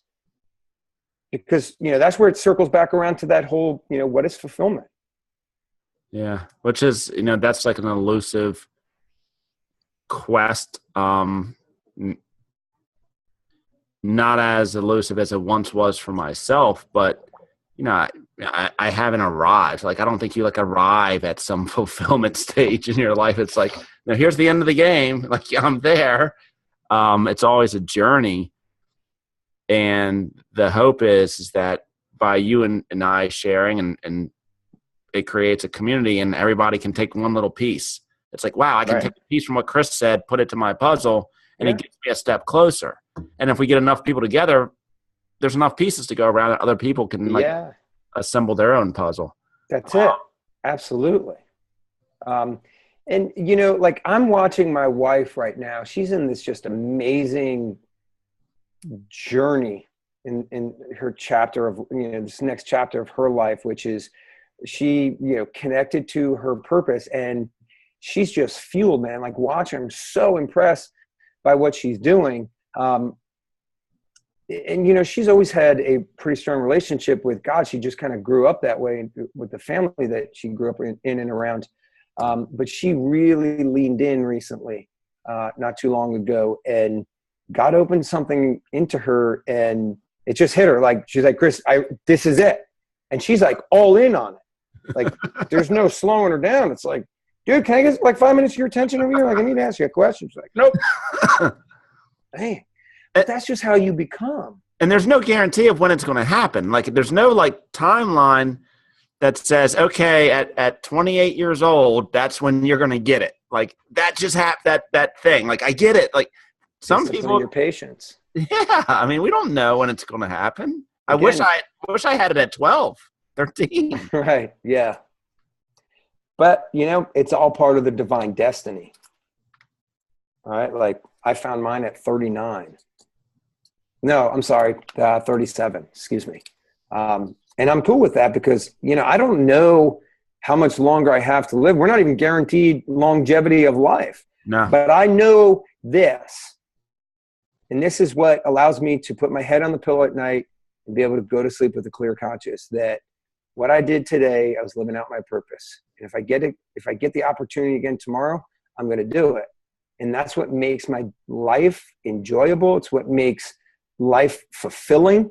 And it makes it fun. And if something happens to me tomorrow where I don't have much time left, like, I'm okay with my life because I understand the whole journey up to this point that led me to, like, everything that the PTSD and all that sort of stuff that really beat me up. Like, it was all part of the journey, and it made me the person I am today because it had to lead me to seeking God, understanding him, creating the relationship, honing that faith and opening my heart. And when that happened, man, it comes like a flood. It becomes overwhelming. And it all, I mean, I don't know about you, but I know for me, somebody asked me today, like, what continues to drive you and continues to drive you? And I said, this is going to might sound a little bit different, but I'm driven by a bigger purpose. Like, it's not like there's something that's driving me. It's like, I owe it to a God to continue to do certain things. So it's not like I can't stop, like, 'cause until he comes down and says, all right, you're done. Yeah. Like, you're done. Like, you finished it, John. Like, you just keep going. Yeah. I owe it to him to become the best version of myself and to impact other people to the best of my abilities. Like, the interesting part of what you just said there is how you segued, be the best version of myself and impact other people. So a lot of people running around and be like, go be the best version of yourself. And I'm like, for what? For what purpose? So you can, have pride and wave your hand. Look how great at me. No, it's go be the best version of yourself so that you can go help others do the same. Yeah. And when you're driven by that, you can't end. You don't stop. No. And that's why I say accountability is so important, because, you hold yourself accountable to that. You wake up every day and say, I have to go do this. Right? Like, when you asked me, like, hey, will you do Thursday night? I was like, dude, I was supposed to volunteer at the baseball game, the Cubs minor league team. Like, I was supposed to volunteer tonight. And I turned to my wife, I was like, yo, you got to take my spot. She was like, what? I'm like, yeah, you got to take my spot. She's like, why? I was like, I got to do the Newman podcast. She's like, didn't you already do that? I'm like, yeah, but you don't understand. Like, I have to do it. But she understands. Like, she understands the mission. So she was like, okay. All right. So, when you understand your purpose. I'm sorry, Rebecca. I apologize. She don't care. She's having fun. I hope. But when you understand your purpose and your family understands theirs and they understand what yours is, like, then it starts to become a team to serve it. And that's when it starts to become really powerful, right? That's when, like, you take every opportunity because you understand why you're doing it. Yeah. Does that make sense? It makes perfect sense. And it comes down to connecting with people. The more people I can connect with, like, there's some role that they're supposed to serve in my life. There's a reason that and it's just up to me to go and do that. Like, take that 5-minute phone call, have that 10-minute conversation. For me, I owe that to people. Like, that's the way that I look. Kind of like the same pact that you made. Like, I made a pact similar to God. Like, okay, you get me through this, and like, I promise you, like, I'll do good. Yeah. Because I believe that I was given a second chance almost. Yeah. John, you were probably given like a lot, 9, 10, 15 chances. Yeah. We just don't. No, I'm just saying we've all been there, but we don't recognize how many chances we're given. And what really frustrates me, which is why I'm always willing to tell my story and challenge people, is because think of how many chances you've had in life. Think of how many times you screwed up. Think of how many times you drove home drunk like this, like, oh, sweet, I made it home. Like, and that's another chance at life, man, because some people don't get that. And I had quite a few of those. Yeah. I mean, many of us have. I mean, many of you have, right? No, I'm just kidding. Yeah. But here's my point. Like, that's just one example of how many chances we get. And God keeps going, all right. And, watch this. Like, all of a sudden, it comes time for our life to start realizing its end. And then what do people do? They start praying, God, please, help me get through this. Give me more life. And he's like, I just gave you 40 damn years and 16,000 second chances. Like, what happened? Like, it took you getting cancer to realize this now? Like, come on, people, wake up. Tomorrow you get another chance. Don't throw it away because, you got to serve something that doesn't mean anything. And I think part of that, I mean, Chris, because, dude, we've had conversations about this. It's like, okay, I started eating well, and I've been going to the gym for 3 months. What the hell? Like, why don't I have a body why don't I have 10% body fat? I mean, I've done all the right things for 3 months. I mean, come on. Like, I've done 9 episodes of this show. Why don't we have thousands of viewers yet? Yeah. We want things. And then what you always tell me is, and the same thing Nicole said to me is, who cares if you have one viewer? Yeah. Pour into that one person, because if you can impact one person, and then I catch myself, which is one of the reasons I have a coach. So when I get on my pity pot, he can slap me in the face and say, dude, stop fucking whining. Like, really? Like, stop whining. Well, it's perspective, John, right? Like, let's make up a number, 8, okay? Let's say there's only 8 people on this podcast. It's Thursday night, 9:28 Eastern Standard Time. And you and I are sitting here having a conversation, maybe influencing those 8 people. I promise you this, the majority of the world on the East Coast is sitting on their couch watching television, not influencing people. Good point. Okay? So look at it from a perspective comparison whereby, like, okay, so what? There's only 8, but the rest of the world is not influencing 8 people anywhere around the world. Right. Maybe 1% are. And maybe that's the people on the left coast where it's still 6:30 over there. Okay? So it's all perspective. That's why I always said, like, I don't care if there's one person that shows up on, or one person that watches my Lead Strong videos, or one person that shows up in my class. That one person is going to get the same value as if there was 1,000 people in the room.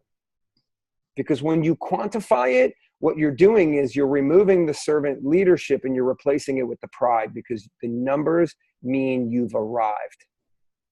That goes back to the cool factor. Yeah. It means I'm cool. Right. It means I've arrived. It's when it starts to become the me, my, and I, as opposed to them, we, you. How can I serve you? Like, and I think that's what God had challenged me.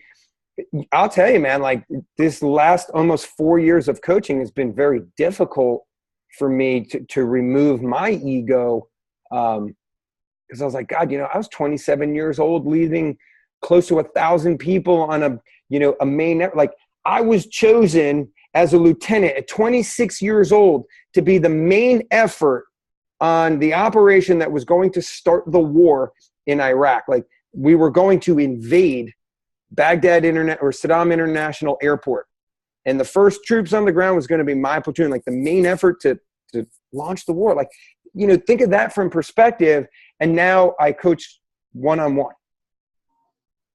And so I struggled with that for a long time. And I'm like, God, like, I thought I'm supposed to be progressing. He's like, you are progressing.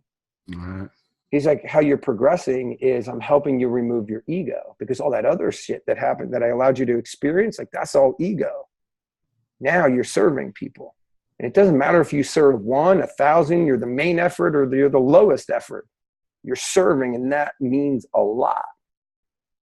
So you're saying that ego is the enemy? Ooh. That's a plug for somebody's book. Yeah. Ego is the enemy. It's the recipe for disaster, man. It's that part of that second deadliest sin of leadership, pride. So what do you think is missing in the leadership arena today? Like, leaders. Leaders. The problem with leadership is we don't have any leaders. Well, yeah. I mean, it's hard to have an arena when you're missing the people. Why?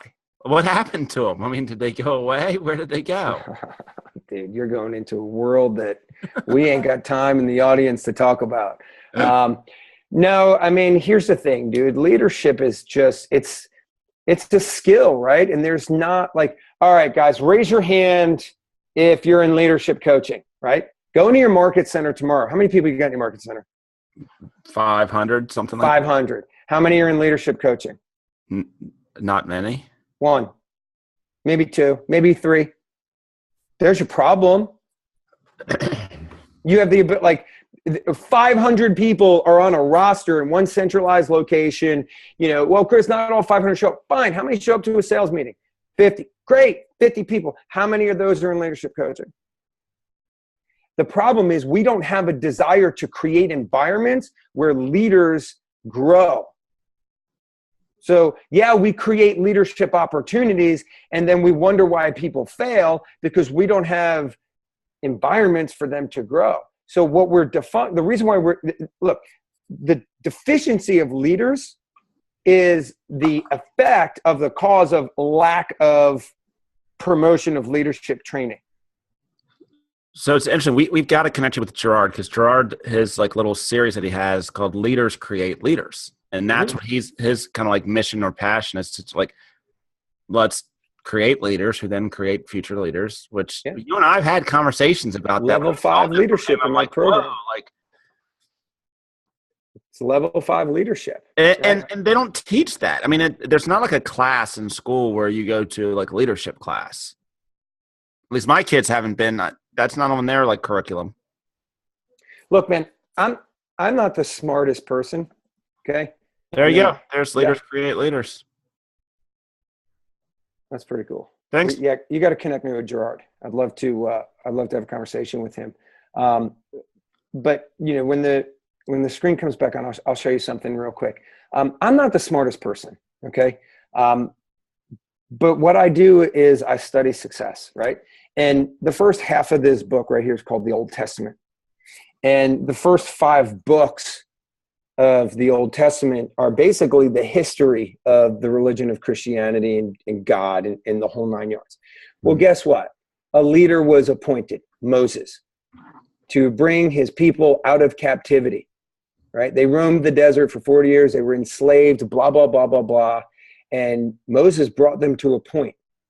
Mm-hmm. And the only reason why the Israelites were able to get into the promised land that God promised them was because there was a subordinate leader, Joshua, that was under the leadership tutelage of Moses for 40 years. And he was able to step up and be the next leader to continue the mission. When God said, Moses, you didn't obey me, so therefore you're out, go off into the pasture and go enjoy the rest of your life. Joshua, your turn. Boom. Joshua took over, brought him to the promised land. But you know what happened after that? The Israelites went into another form of captivity. They were ruled real quickly after Joshua got old and died. You want to know why? Because Joshua did not replicate himself as a leader. So they had no leader. And so they were vulnerable to anybody that wanted to rule them. And, what it is, like the book after Joshua is the book of Kings. And it's just nothing more than a history repeating itself of the Israelites are being ruled by people. They're idolizing these idols and, they're experiencing massive pain. They call out to God. They ask for a king. They send him a king. The king, saves them. They 8, 10, 40 years, whatever king they're talking about at the time, brings them back to this flourishing time. Then that king dies and they go back into captivity.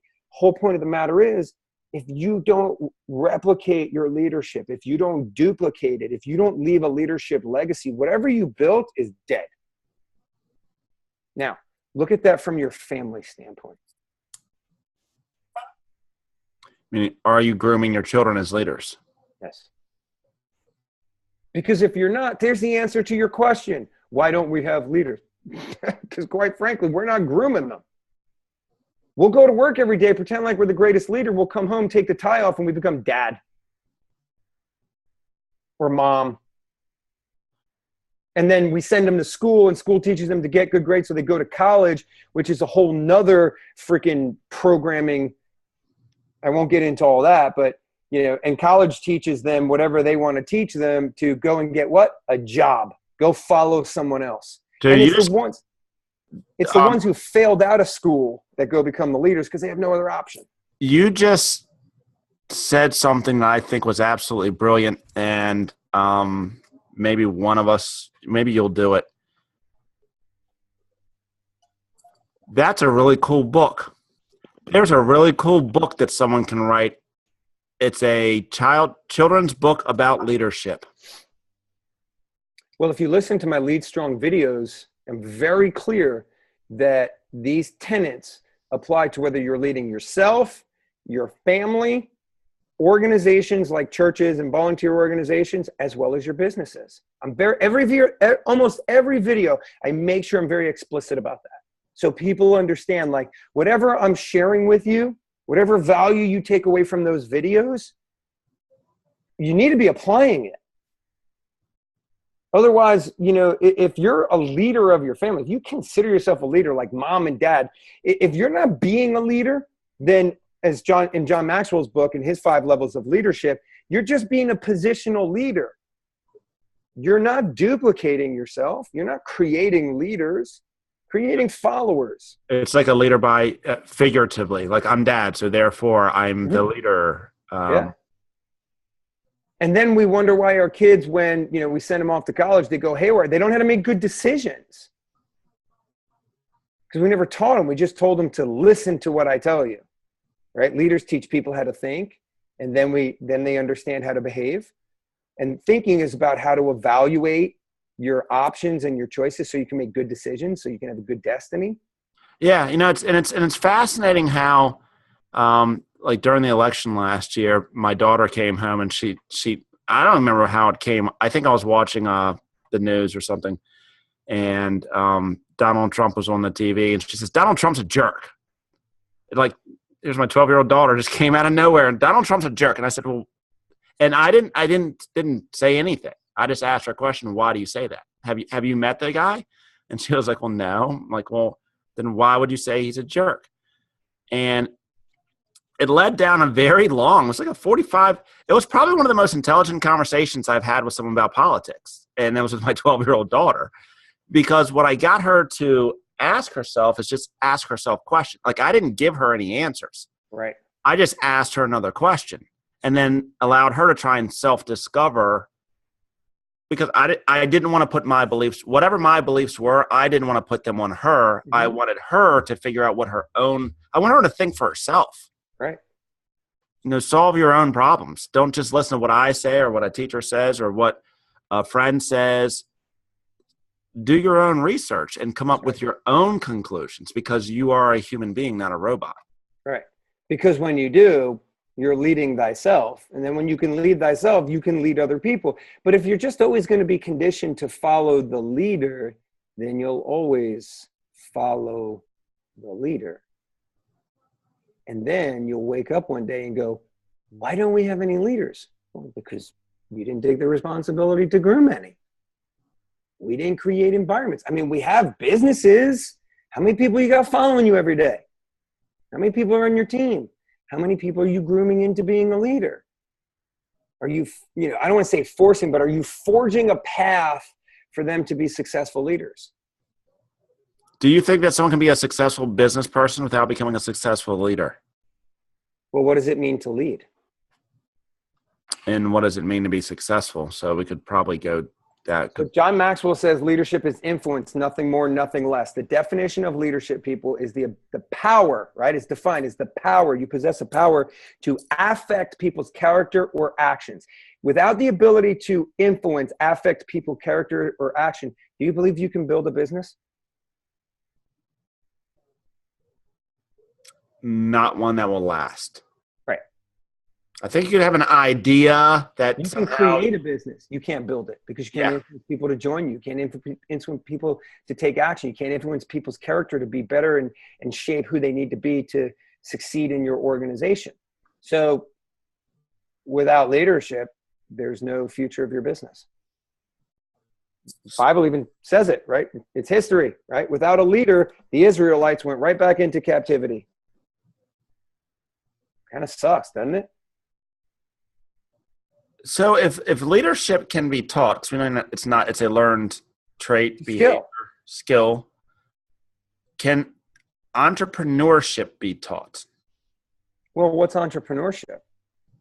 I don't know. Or can someone be born an entrepreneur? Like, I read an article the other day about, are entrepreneurs born or made? Do they possess some sort of secret gene, special, or does that evolve out of their programming, out of their... All right, I know where you're going with this, right? So there's a lot of people that will say, oh, well, high D's. High D's have a higher probability. Look, there's a lot of high D's running around in real estate that just suck as business people. So that's a load of crap. Okay. And there's a lot of really smart, I don't want to label like dork, but like highly intelligent people that the world labels as dorks that may be SCs that have built phenomenal businesses. Somebody just asked what a high – hey, Chris, sorry. Somebody just asked what a high D was. Oh, high D. When we talk the four tenets of personality, dominant, interpersonal, steadiness, and compliance, DISC, it shapes and helps people understand the personalities that they possess and personalities that other people possess.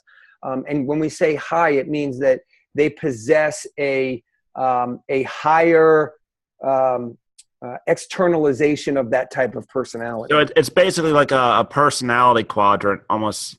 For those that don't know out there, like a DISC assessment, like it's basically a personality test. Yeah, here's another shameless plug. Our product's going to be hitting the market probably in the next 30, 45 days.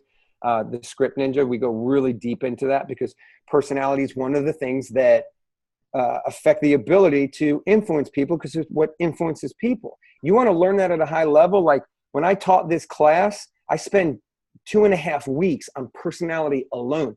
When I say 2.5 weeks, I don't mean like one call a week. This is every day for 45 minutes, 4 days a week. So that's probably 10, 11 calls on personality alone. Because that's how important it is to understand. But here's my point. You can sit there and study which ones have a higher probability. Business has elements of probability. But you know what businesses are driven by? You know what entrepreneurship is driven by? Passion. What are you passionate about? Right? Like you don't wake up and do this because you're a high D or you're a high this or a low that or a moderate this. You do it because you have a passion and a purpose. So entrepreneurs, leaders, they're not bred, they're not born, they're found. And they find themselves through a passion and a purpose. So when you can tap into that passion purpose, then that's when the entrepreneurship, I almost believe that everybody has in them a hidden entrepreneurial gene, if you want to call it that. And I think that's what it is. Some are it's when they find what they're really passionate about. And they go in on that, and then all of a sudden somebody else says, oh my gosh, that's really cool. Can I pay you for that? I was meeting with a guy today at lunch, and he was walking me through writing a book. And he's not a publisher. He's not a publishing company. I just, through our conversation, I said, wow, what you're saying is really, really fascinating. I said, can I pay you? Would you be willing to sit with me for a couple hours, and can I pay you to just sit and ask me questions?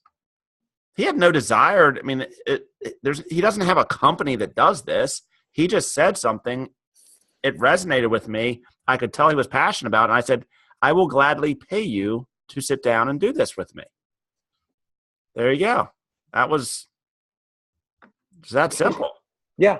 Here's the thing.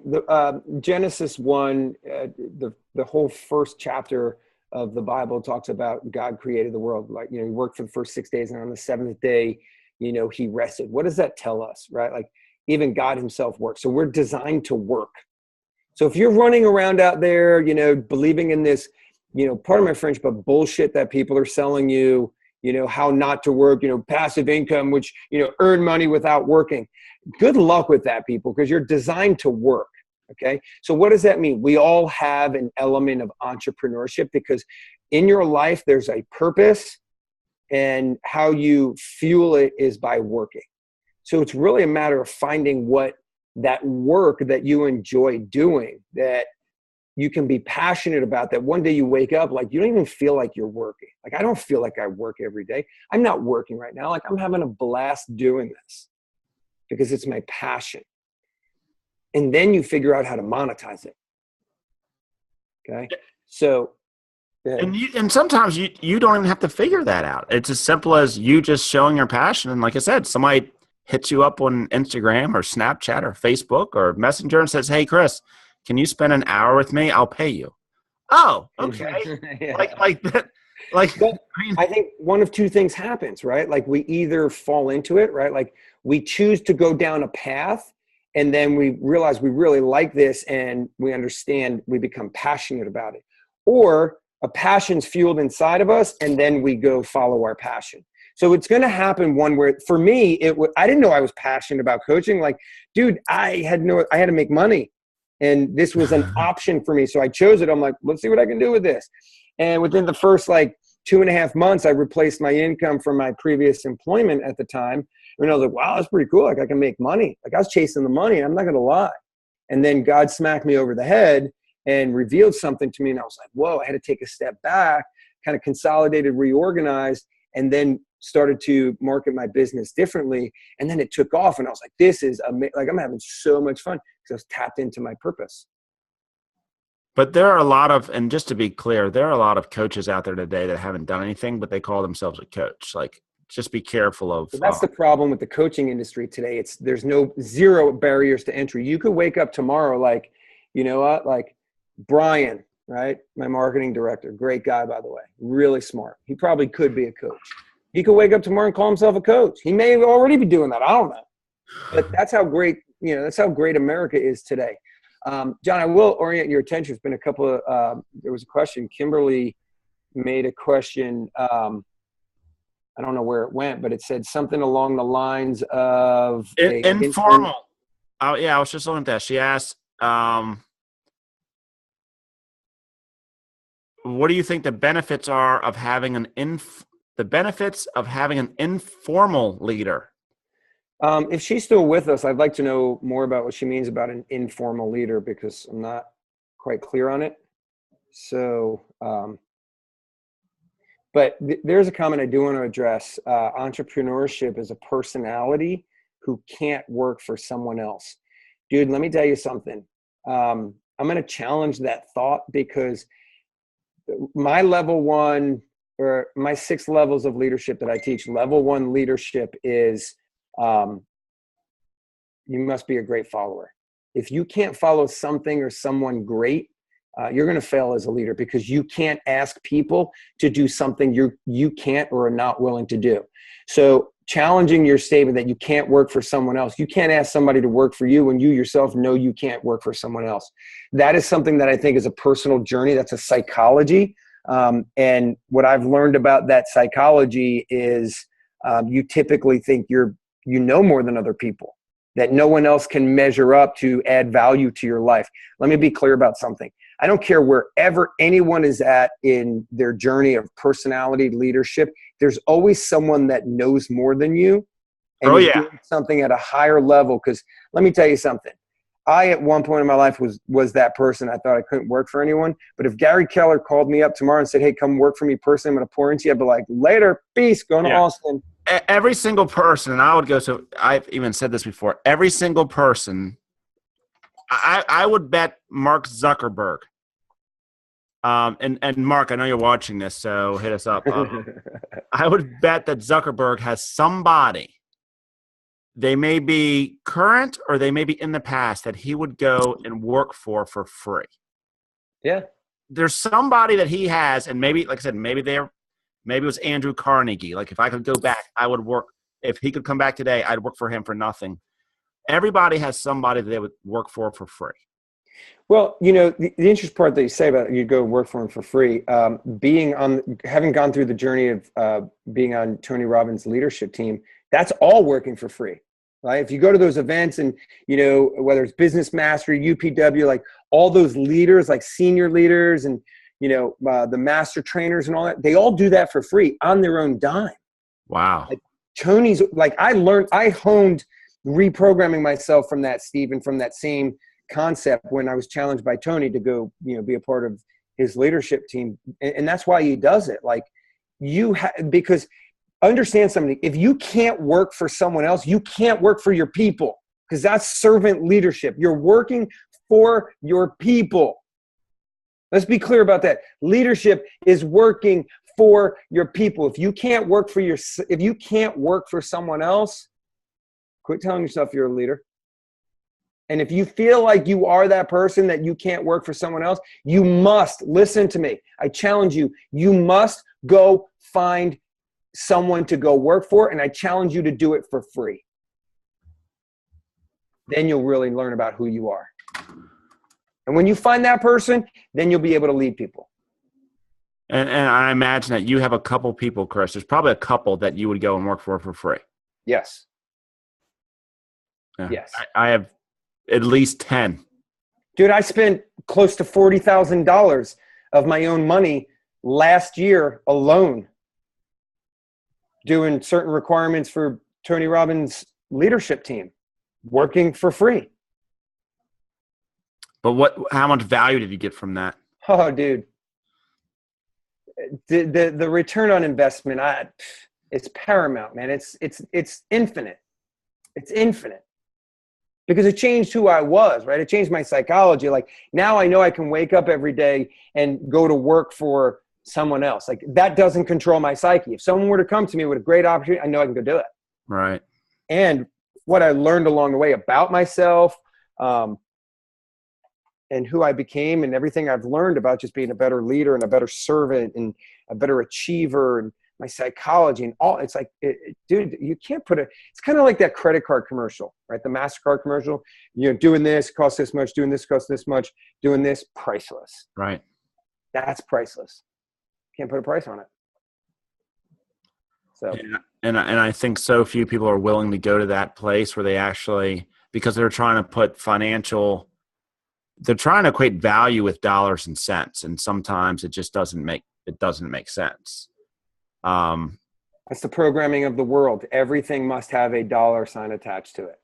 Because that's why I said, be careful about people and organizations that cause you to idolize money. Yeah. To evaluate everything, you're idolizing money. Hey, Jeff, if you're out there, because this is an interesting thing about the value of money. Jeff, if you're watching this, find a Mr. E dollar bill and then pull it up on the screen, because, what's the value of money? Like, I can show you a true scenario where a value of a dollar bill is actually worth less than the value of a fake dollar bill. It's interesting. Jeff, if you see it and you catch up to us, it's literally fake currency. It's like an artist created this fake $100 bills. They're not real. They've got a lot of color to them. They're very popular in like pop culture and stuff like that. Are these them? Oh, here we go, Jeff. I'll show my age again. I just learned about this literally 10 days ago. But this artist guy here created these dollar bills. It's Mr. E. They're $100 bills. So in theory, there's really no value to those things. But on eBay, I think they're like $20 a piece on eBay. Wow. It's a fake $100 bill. No, it's very clearly fake. You can't take it to the store and cash it. But you can sell them for about $20 a piece on eBay. So the fake money is worth more than the real money. Yeah. So therefore, money really has no value. It's perception. It's what it's perceived to be worth. It's an energy. That's exactly what Chris said. It's an energy. It's interesting you said that. It's an energy. Because in law of conservation, energy can neither be created nor destroyed, only transfer, right? So if this is a $100 bill, right, and I transfer this to something that you perceive to be equal of value, all we're doing is transferring energy. Why? Because I could literally burn this. Yeah, look at this one, Chris. He's got a gold one, $350 on eBay. Mm-hmm. Crazy, right? Fascinating. And there's 6 people watching this. If he drops it to 300, it might sell. But that's my point, man. It's like, do not idolize money. Because look what it does to you, man. It takes you down a path that's a very slippery slope. And I think that was your exact post today. And then what you should find is this passion. And then people that chase money, all they want to do is chase money more. Yeah, because you can never have enough. And I think that's what you're seeing in the world today with, political global elites. It's like they're chasing power, and power's never enough. They want more power. They want global power. They want to control human. Like, it's crazy, man. Slippery slope. And what they should be chasing is like fulfillment, life. What are you here for? Meaning, purpose. And when you do that, then all of that money comes back to you. That's crazy. Because you don't need more of it. You have you're fulfilled. You're the full, right? Meaning complete, filled. You're complete. You're filled. Like you don't need more. Like everything after that becomes okay. Well, yeah, that boat would be nice, right? Like I bought a boat a couple weekends ago because I got a really good deal on it. Like I don't really care if that damn thing sinks right now. I'm being honest, dude. I'm being honest, right? But it's cool to go out there and enjoy some time on the lake with my family. But it doesn't define you. No. Hey, John, this is this is on his official website. It's a stack of 1,000, or is it 1,000? I think it's 10,000. So it's $100 bills. Yeah. For $400. Wow. Just for the stack. It's crazy. So, at the end of the day, leaders, here's what I tell you. It's never about money. It's never about money. It's about purpose. And when you're leading people, it's about their purpose, right? And being the vehicle to their purpose of how they define their life, right? And they show up every day because they have a purpose in life. So I say one of the 5 influencers is desires, right? It's desires, purpose, goals, etc. They have a purpose of why they show up to your environment every day. And it's to live out a certain element of their life and to be able to create the fund, the money in order to live out that life. If you actually get to tap them into a higher purpose where they're not showing up to work every day to make money so they can pay off credit card debt, blah, blah, blah. You understand the meaning behind all that, which shapes the life that you understand about your people. That's when you can have the power to affect their character or actions through that pain and pleasure that I talked about. And it's fascinating, Chris, and we've experienced this recently. When an organization is very, very clear on that, it almost becomes a process of self-selection. Like the people that don't fit are not attracted to that, so therefore they don't want to come into the organization. So it's almost like you don't have to look for the right people because the right people become attracted to it versus you having to promote. Like you don't have to promote the business. They become attracted to it, and then they seek you out versus you having to seek them out. It's your culture. I was listening to a podcast yesterday that talked about the guy that Paul Mitchell, I forget his CEO's name, but in all of his businesses, I think it's Paul Mitchell and the tequila, some kind of tequila that I don't drink tequila. So hell, I don't remember his name. Very, very successful business person, Patron, the CEO of Patron. And Paul Mitchell salons and blah, blah, blah. He's only had 70 people turn over in all of his businesses in decades. 70 people turnover. Like that to me said, wow, he's very, very clear about his culture and what he wants for his people. Like 70 people. Like billion-dollar businesses, 70 people. Because when you serve them. And he talked about that. Being a servant. Being a servant to his people. Hey, Chris, you know that we've been talking for almost 2 hours now? It seems like what happens every time we do these things. 2 hours. Like we could keep going, but I don't want to keep you up. Oh, well, actually, we have another question. Let's go back to this question now. Jen Murphy asks again. She's a high IS to be exact, experienced realtor, which she is. She's a phenomenal real estate agent, and she's looking to build a team. Any tips? Hire Chris as a coach. No. Here's a shameless plug. Well, here's the thing. Looking to build a team, right? So what does that mean? You're looking to attract people to your organization, thus be a leader, right? So my tips are, I think the biggest problem in business My biggest challenge as an organizational and leadership development coach is that I get people when we have to untie all the problems, right? Like, Yeah. if I could send You're like the contractor that comes in the middle of a job after the second guy's walked off the job. Oh yeah, like it's all dicked up. Like you have to start, cutting pipes out and just kind of, people go, "Wow, I wish you just would have called me when the frames went up." Millennials, listen to me real quick, and this is going to answer Jen's question. Start your leadership journey now. Don't wait till after you hired someone and you realize like how difficult this leadership thing is, to go either start your leadership journey or hire a leadership coach. And I would just say I think that's one of the most brilliant things I've heard in a long time.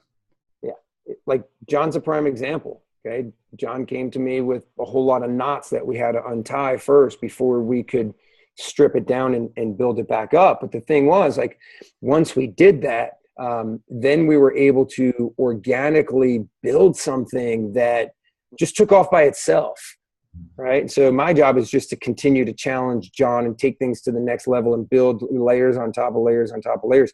And that's when it becomes fun. That's when leadership becomes fun.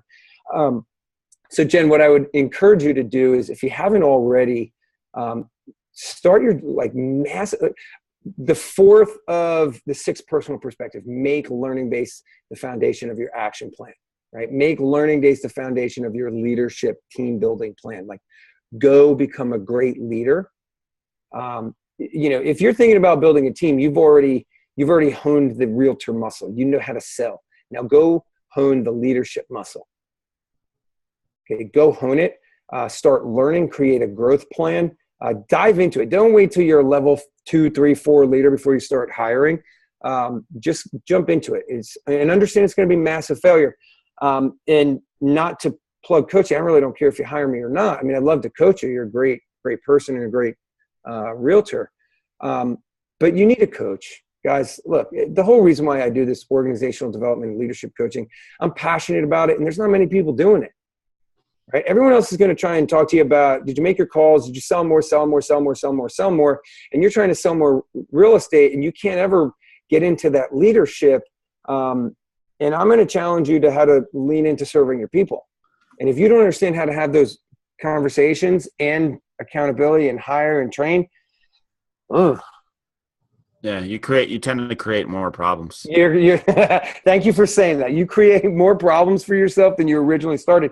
And that's why most people on the journey of team building, they reach a point and they go, it was easier, or I made more money when it was just me and an assistant.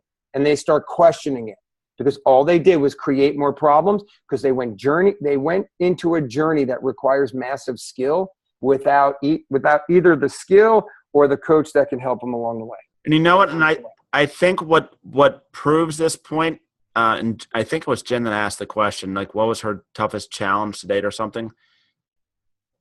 And I think you asked me about Nicole, and I would tell you, being a parent has probably been business, because you can't fire them.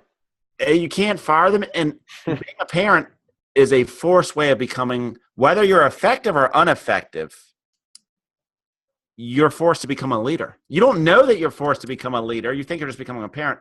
But that is, for most people, I would say for me, like my first foray into leadership was being a parent. And it's hard. Like I read books on parenting. I never read books on leadership. Like I literally have, I'm sure we still have them, Nicole, books on how to raise children, how to become a parent, but they weren't leadership books. No. Well, again, leadership is influence, right? The power to affect character and actions. And so you just look at it from like, do you hone the skill to affect, like, are you the dictator parent? Like, you do as I say, go clean your room. Are you the negotiating leadership parent? Like, if you do this, then you get that. If you don't do this, then you don't get that. Like, do you create the pain, or do you have conversations about, what shows up? Like, that's what leadership is. And the problem is, you wake up in the morning and you yell at your kids. I'm not saying you, I'm saying parents as a whole. We yell at our I kids. yell at them sometimes. I mean, Yeah. don't give me, just to be transparent. There are mornings I wake up and yell. Well, you participate in the yelling sometimes, and you tell them, you go do this, blah, blah, blah, and then you go to work and you treat your people better. Or you do the same thing. Like you go to work, you're like, you either lead generate or I'm firing your ass. And they're, oh, that's good leadership. Good job. How'd that work? Good. And there's not much just from running both an organization and trying to do my best to lead my family. There's not much of a difference sometimes. I mean, there's a lot of similarities there. And I have a lot of young people to work with me. I mean, I have a lot of kids.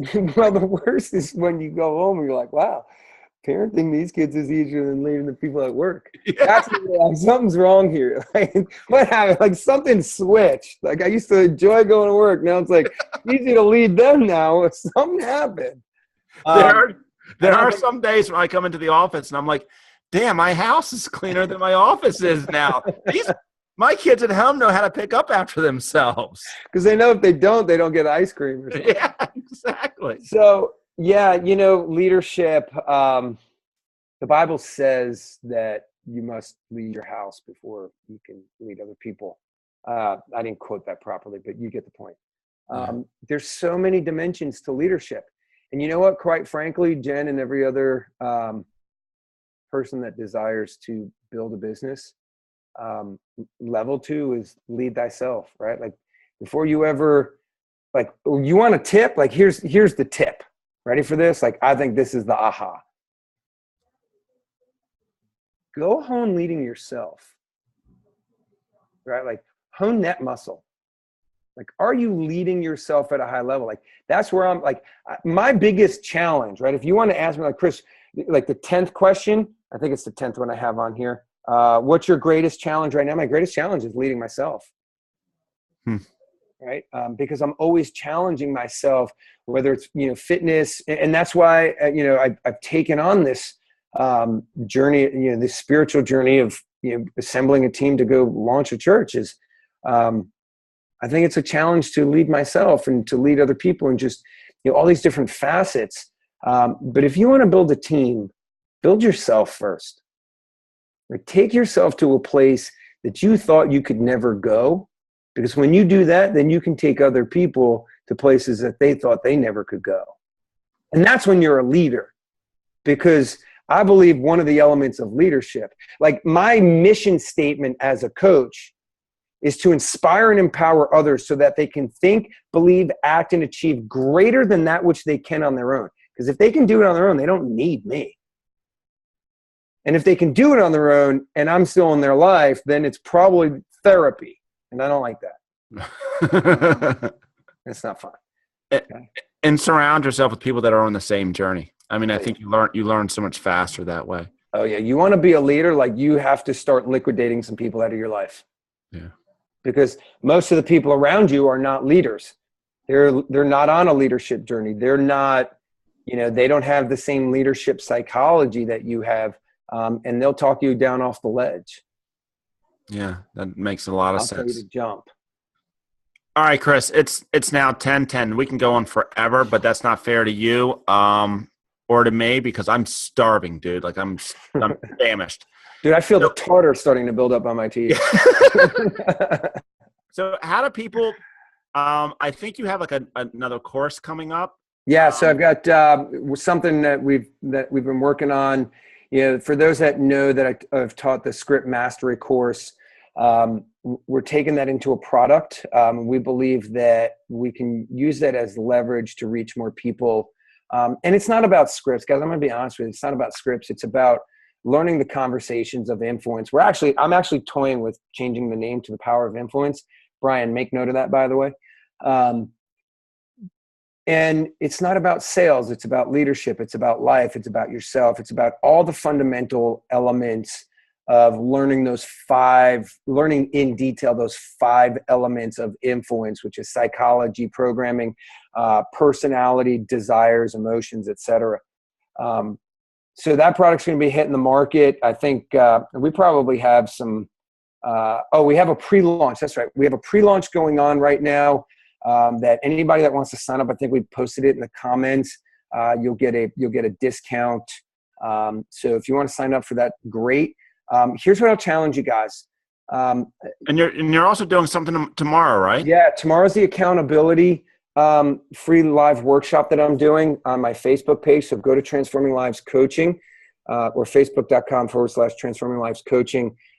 Like my page, you'll have access to it. We're going to post the live video on that.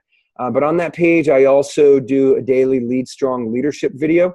So you can, follow along. Make sure you subscribe so you get notified. I usually do them about 8:35 in the morning. But all our videos that we've done in the past, if you want to, Jen, if you want to go on that leadership journey, go to my website, transforminglivescoaching.com, go to my blogs page, or you can go to my YouTube channel. All of our videos are archived there. And I'm just passionate about helping people on their leadership journey, man, and influencing the world. And so they can find you at transforminglivescoaching.com. They can find you on Facebook. Also look for transforminglivescoaching.com, and they can find you at Chris Hart. The YouTube, I don't know. I don't think we have a vanity thing set up for my new YouTube channel. Okay. But if you guys want, if you're a YouTuber out there, just message me or, put in the comments or something. Or Brian, if you could maybe post the link to the YouTube channel. I posted it, Chris. All right, cool. Okay. Thanks. I got you.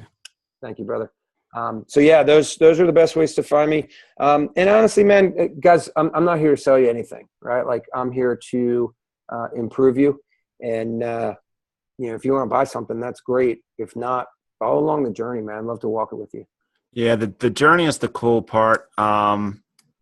And I think that's what's cool with what you're doing with your daily Lead Strong. I hope that's what people are finding value in this show, because you're, like I said, I don't know if we would started, but you're going to be back more, because so if people have questions, comments, like put them in the comments. Maybe we didn't answer them tonight, but I'm pretty sure that Chris will be back again, because Dr. Phil over there, like, he brings an interesting perspective, and the audience loves it. So, dude, thank you so much, for being you and just dropping massive value here. Yeah, man, I appreciate you guys. Thanks for anytime you guys want me back, man. I'm always here for you guys. I love the mission that you're on, and I'm here to support it and support those that want to participate. So, thank you very much, dude. That's awesome. Hey guys, this is a special Thursday night episode of Welcome to the Machine. If you didn't get to see this, check us out on iTunes, Stitcher, Instagram. You can follow both Chris and ourselves. Watch the replay and share it. I mean, share this with other people. Like, this isn't like there's no sales pitch here. We didn't this is value. I mean, share it. Chris, thank you again, bud. Yeah, man. God bless, guys. Thanks. Next Thursday. Remember, next Thursday, 8:00. Welcome to the Machine. We're out. See you, bud. Peace. We stopped the recording. All right, cool. Thanks, guys. Thanks, Chris. See you later. Chris, have a great week, bud. Thank you, man. You too. We're going to coordinate this Myrtle Beach thing. Come on down, recurring guest. Yeah. Dr. Chris Hart. That's awesome, dude. Seriously, man, guys, you're welcome to come down, man. Just let me know when you guys want to come down. We'll carve out a Friday, and we'll get at it, dude. I love that stuff. Dude, that would be freaking awesome. We'll do it. Yeah, we'll have plenty of cameras to set up. So we'll just have fun all day and go on location around Myrtle Beach and go have fun and learn. Dude, I'm all over that. Yeah. Cool. All right. Talk to your families. Talk to your peeps. Let me know. Peace out, guys. Thanks, bro. Be good. Be good. You too. Bye. All right. It's just you and I. So, just like you did before in the intro, I didn't record that. Like, it wasn't recording at that time. So if you want to do something that was just like that, then we can get straight, just rattle off whatever it is. And I'll chime in too. Yeah, I'll chime in too. Okay. So, go ahead whenever you're ready.